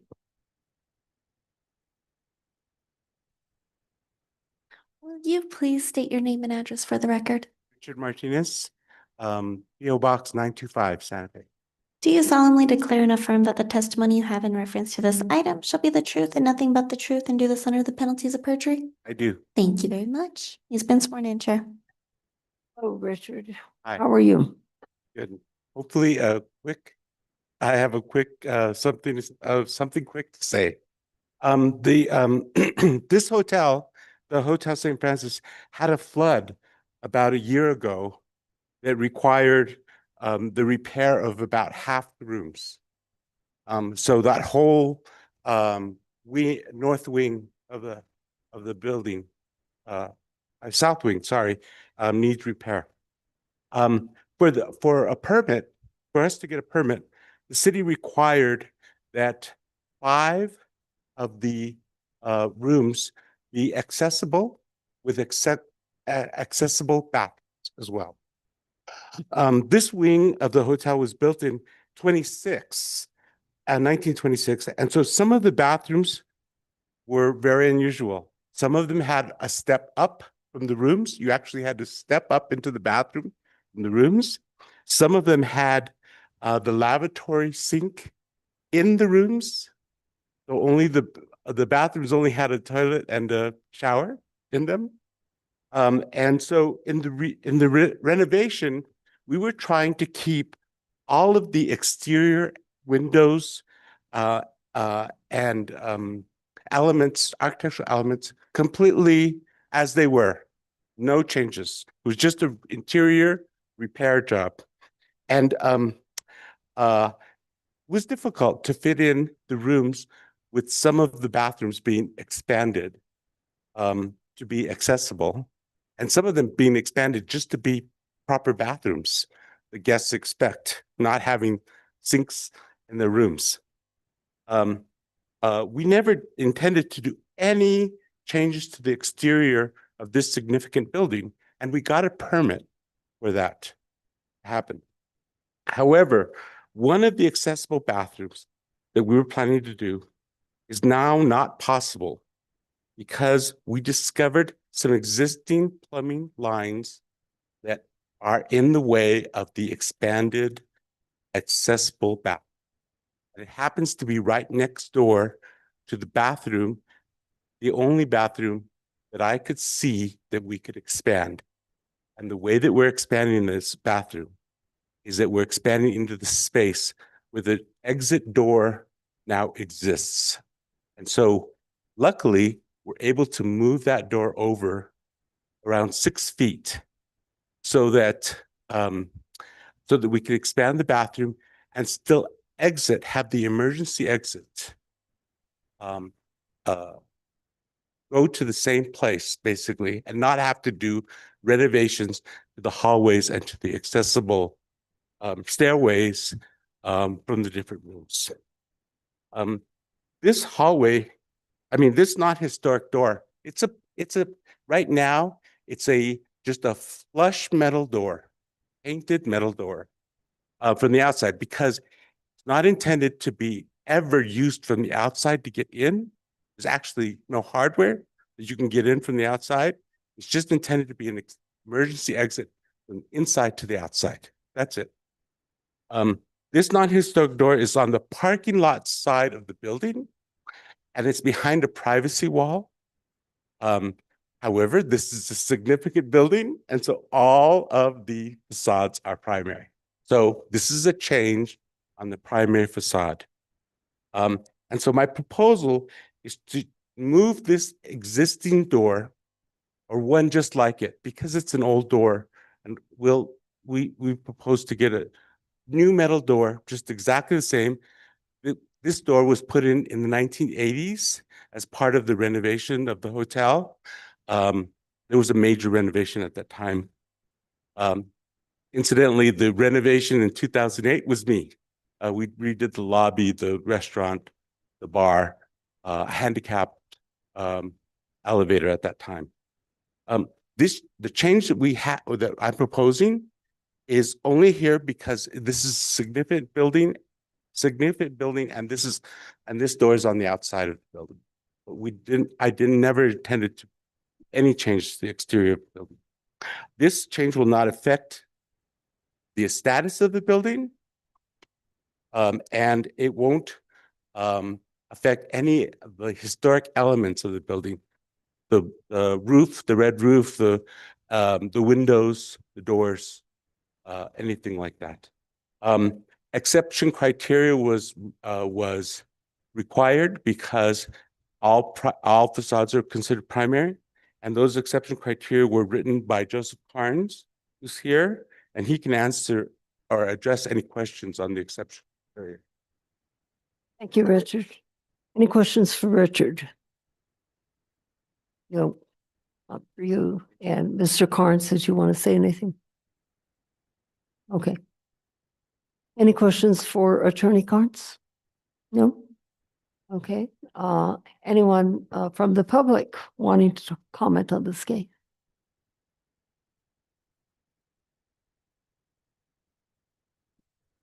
Yes, Ms. Beninato, here we are. Please go ahead. Thank you. Stephanie Beninato. I'm appreciative that they're pointing out that this is a significant structure, and that the 2008 renovations, I believe it was the date, occur inside. I'm not quite clear about how many ADA accessible rooms there needs to be in this particular part of the hotel. Sounded like there were 5. But then I thought I heard Mr. Martinez say that this was the only one. And I do understand that they want to expand in this direction. And that I do think that if you're going to have a door near ADA accessible rooms, that you should have a ramp. But I do also point out that a few years ago, the hotel came in and got an exception on the west side for a spa type setting over there that they insisted is absolutely necessary for the economic health of the hotel. So I just feel like it's nicking away at the facades, the primary facades, with small changes or not so small changes, and wonder when the building becomes not significant. Thank you. Thank you. Anyone else? I'm going to guess no. Okay, board members, if you don't have any questions, I will entertain a motion, please. Oh, yes, Member Dickman. Thank you, Madam Chair.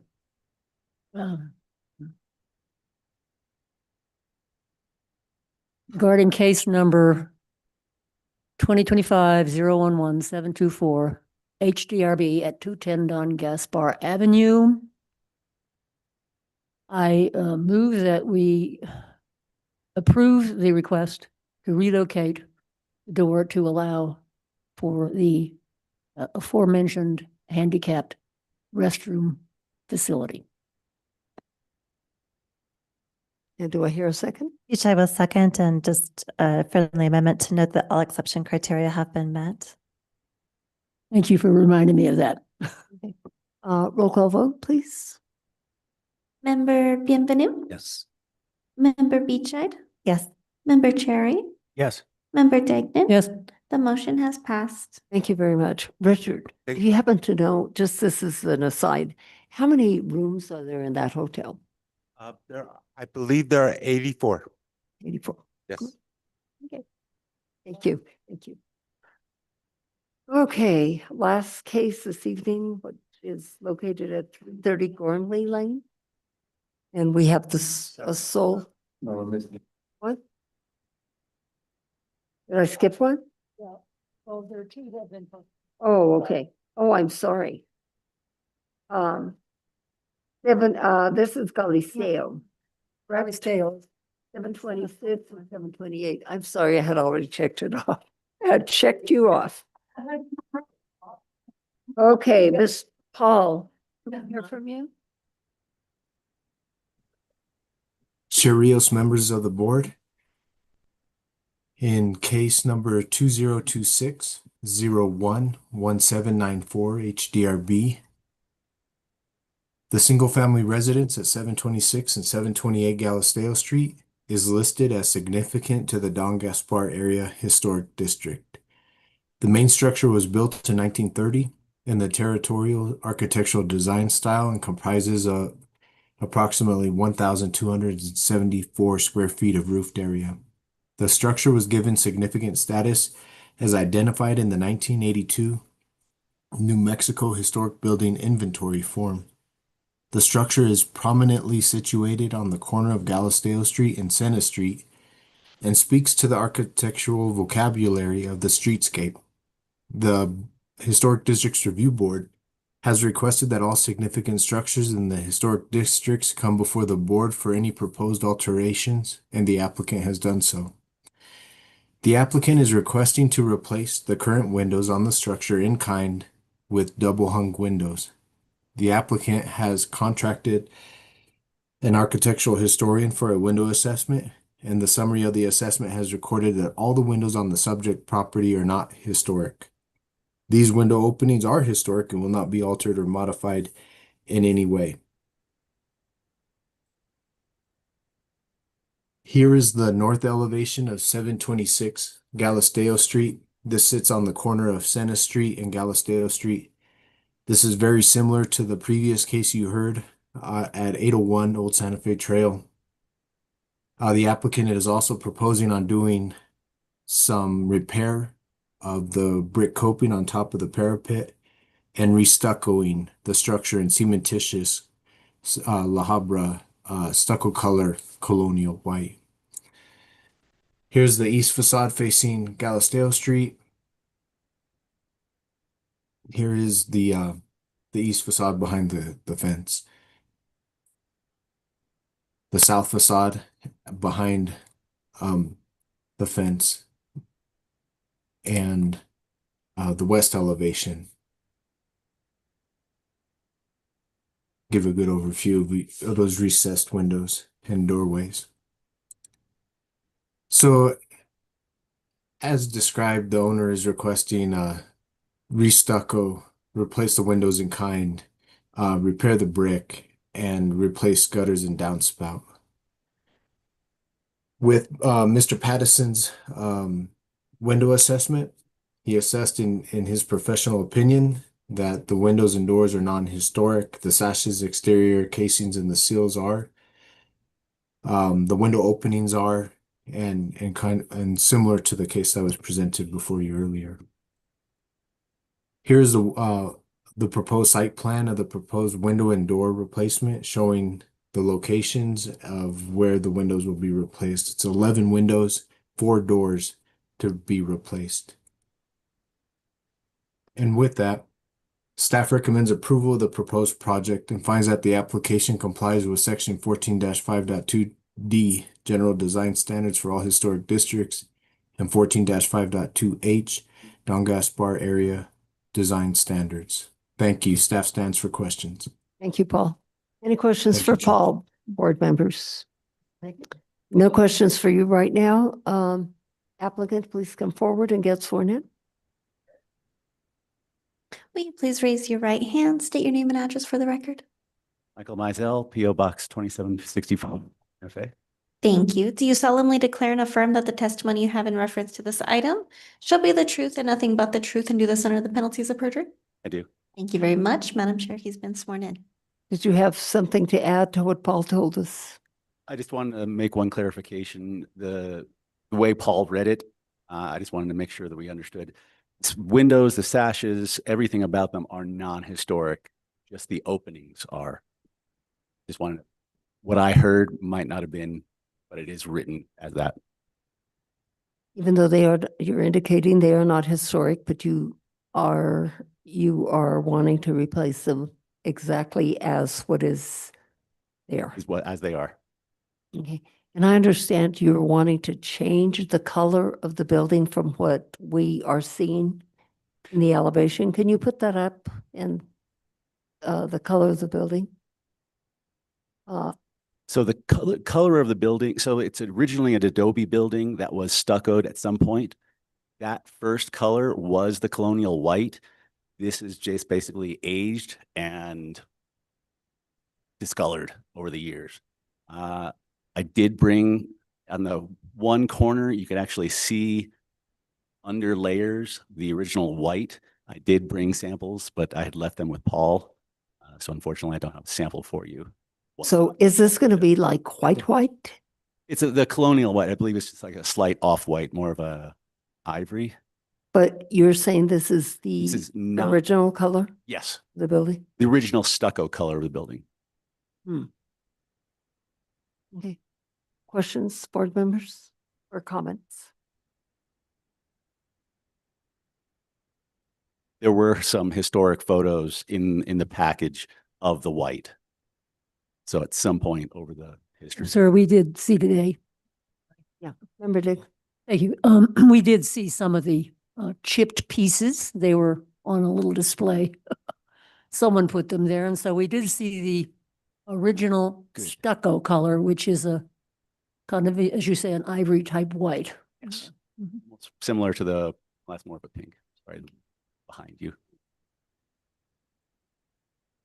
It's definitely more pink. Okay, board members do not have questions at this time. And is there anyone in the from the public? Yes, Miss Beninato, just one second. Okay, please go ahead, Miss Beninato. Thank you very much. Yeah, this is your second case on window replacement on is this a significant structure? And when they say in kind, I understand they're not historic windows, but are they now double pane windows? And are they going to be replaced with wood windows, which is what I think the assessment says they are? I just like a little more clarification, and I hope the board would too, on what does the replacement in kind really mean in terms of what these windows are now and what will actually be replaced. Thank you. Thank you. Anyone else? I'm going to guess no. No one else. And did you want to comment any? Do you want to say Respond anything? to that or? Okay. Any other questions, board members, or comments? If not, Yeah, what are the windows being replaced with? So they're currently wood windows. As you can see, they're double hung windows. We want to just replace them in the same wood style, double hung, but with a insulated glass. It would be a problem. So you'll put double hungs in all of the locations? So As they are there, where the casements are, they'll be replaced with double hungs? that one small window, that's the only casement. And I'm Thought I saw a couple. Oh, there's the matching one at the bathroom. Those would be replaced as casements. And with what kind of window? Is there a s- Wood what casement. brand?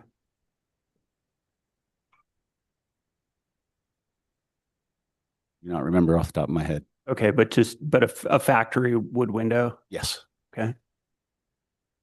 Okay, motion, please.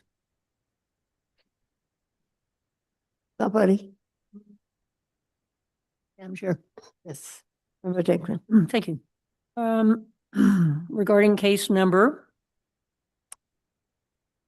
2026-011-794, HDRB.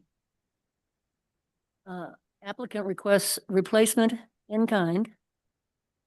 What was the other phrase? Just in kind? Yes. Yeah, because we had another one that had a double phrase. In kind, with wood as described to the board this evening. And am I supposed to say he met the exception? There's no exception. I'm trying to follow my colleague's advice. I just need a second. Maybe I couldn't get a second because it's a miserable motion. I'm sorry, I'll try it again. Okay, so I move approval. Do I get a second? But there's also stucco and repairing the brick there.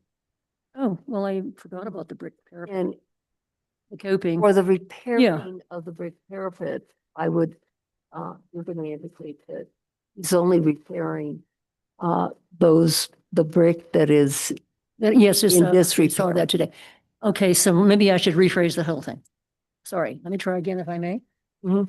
For the record, 2026-1011794 HDRB at 720 and 726 and 728 Galisteo Street. Move approval of the window request, replacing in kind the wooden windows. Also, addressing the parapet repair of the spalled brick coping or the territorial trim around the ones that are compromised. And also the parapet in the same. Sorry. Second, and is there anything to add? Beach I will second with a friendly amendment to address the stucco color is approved as colonial white based on the applicant's evidence of that being an original color. And the rest of the application, including the rear gutter and downspouts, are moved for approval. Thank you. Accept the amendment. Anything else?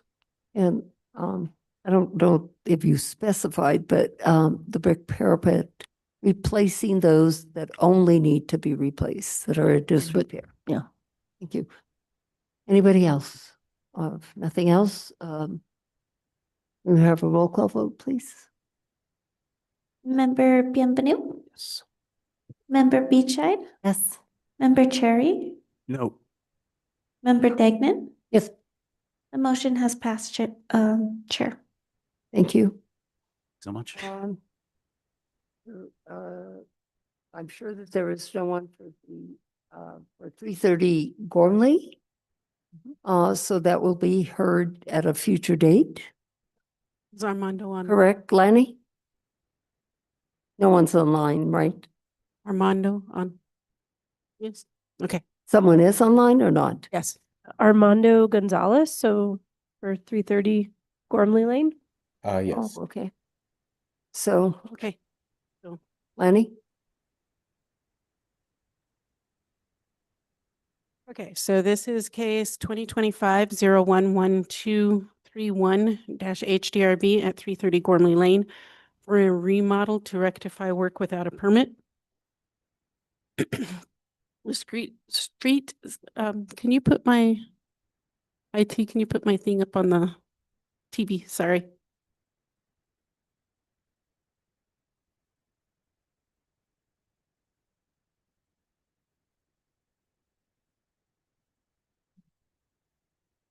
Proceed, I guess. Will you guys be all right with that?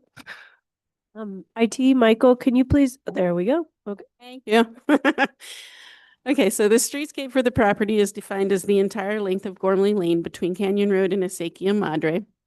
Gormley Lane is a narrow dirt road with houses constructed to the street. There are only a few fences lining the street, and these consist of wood planks, wire, coyote, and yard walls at homes that are set further back from the road. The houses face the road and are all in medium brown colors with white or brown trim. Wood elements are in natural colors. There is a single commercial property at the corner of Canyon Road, which was previously Gormley's store and now houses an art gallery. The buildings along Gormley Lane are a variety of heights with both single and two-story buildings. The single-family residence at 330 Gormley is listed as non-contributing to the Downtown and East Side Historic District due to its age. The residence was constructed in 1989 on 0.18 acres in a Spanish Pueblo Revival style.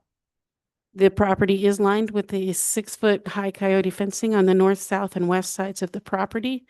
The driveway and parking areas are located at the front of the residence on the east side of the property. There's a low yard wall that separates the parking areas by creating a courtyard between the garage and the house. In March of 2023, a stop work order was issued for the construction of a pergola on the northwest corner of the property. At that time, Ramon Sarazon, an HPD senior planner, was assigned to the case. Mr. Sarazon proceeded with the case and was working with the applicant to obtain revised drawings until his resignation in May of 2024. The case was then reassigned to Lanny McCulley in June of 2024. When Ms. McCulley did the research and site visit on the property, it was discovered that the back portal was constructed after 2019 was not approved, as well as the new pedestrian gates on the coyote fences. In order to bring the property into full compliance, Ms. McCulley worked with the applicant to include all aspects of the work done without approval forward for retroactive approval in the case. Outside of the delays due to staffing issues, there have been further delays due to communication issues, travel deadlines, and document submittals. The Stewart Compound Condominium Association reached out through their attorneys, Krupnik and Space LLC, in August of 2025 to find out where the city was in the process of this red tag property.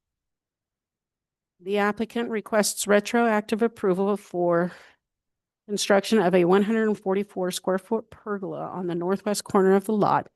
The pergola is constructed of wood beams with an open roof in a natural color. The pergola will have no stain or paint. The pergola is currently located within the required building setback and must be relocated to meet the setback requirements. They want to construct, to construct the 248 square foot portal on the southwest corner of the residence. The portal's roof slopes to the south of the property and holds 6-inch low profile canales. The portal is white. And then they need approval to install the exterior lighting that is currently on that portal and install solid wood pedestrian gates ranging in height from 5'10" to 6 feet in the 6-foot high Latia fence on the north and south of the residence and one interior property fencing. The portal was constructed sometime after 2019, was not permitted nor approved through the HDRB. The pergola was constructed in 2023 within the setback and without a permit nor approval from the HDRB. The pergola is required to be relocated a minimum of 5 feet from the property line. This is the pergola as it was built. Staff is recommending approval of the proposed project with the condition that the pergola be relocated to meet the required setbacks, and finds that the application complies with section 14-5.2D for general design standards and 14-5.2E for the downtown and east side standards. Questions for Lenny, board members? Nothing right now. Applicant, if you can get sworn in.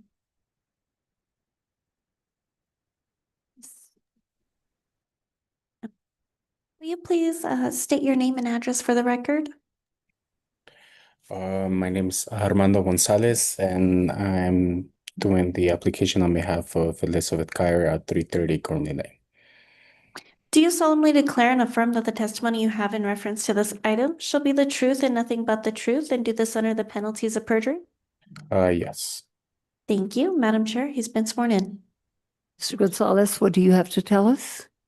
Yes, just pretty much talk about we made a generally mistake while building the pergola. We got we shallow look through the permitting, and we went through the what is it called, through the Santa Fe County the codes, and we thought it was within our limitations to not get a permit for the pergola, and we went ahead until we got red tagged. After we got red tagged, we tried working with the city to come into compliance. It has been a little bit confusing and taking a longer route. I just like Elani said, the miscommunication was one of the major issues trying to make this move forward. If kind of like at the first initial stages of the communication, kind of I thought it was going to be, well, it was brought to us if it was going to be like an easier process, just hand-drawn plans and easier, and it ended up being to getting an architect involved and really well prepared to get all of this happen. And if we would have known that from the very beginning, we would have gone to just straight getting an architect, a drafter to get all of this ready for making everything for compliance. And that's we want to do whatever is necessary to bring it to compliance. Whatever needs to happen, we will gladly make that happen. Thank you. Lana, you indicated that the pergola needs to move in 5 feet from its present location. Yes, it is currently up to the property line, so it's going to have to be moved out 5 feet from the fence line. Board members, any questions for the applicant? No questions? Anyone from the public wanting to comment on this? No, Chair Rios. There's no one online. Thank you. Motion, please, board members.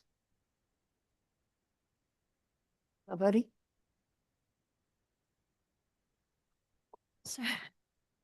In case number 2025-011231 HDRB at 330 Gormley Lane, I move to approve the application with the condition that the pergola is moved within the setbacks required. Second the motion. Perfect. Thank you. Anything further? Roll call vote, please. Member Bienvenu? Yes. Member Beechhead? Yes. Member Cherry? No. Member Degnan? Yes. The motion has passed, Chair.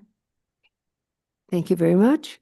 And in reference to case 2026-011-7770 HDRB, located at 302 Camino Cerrito.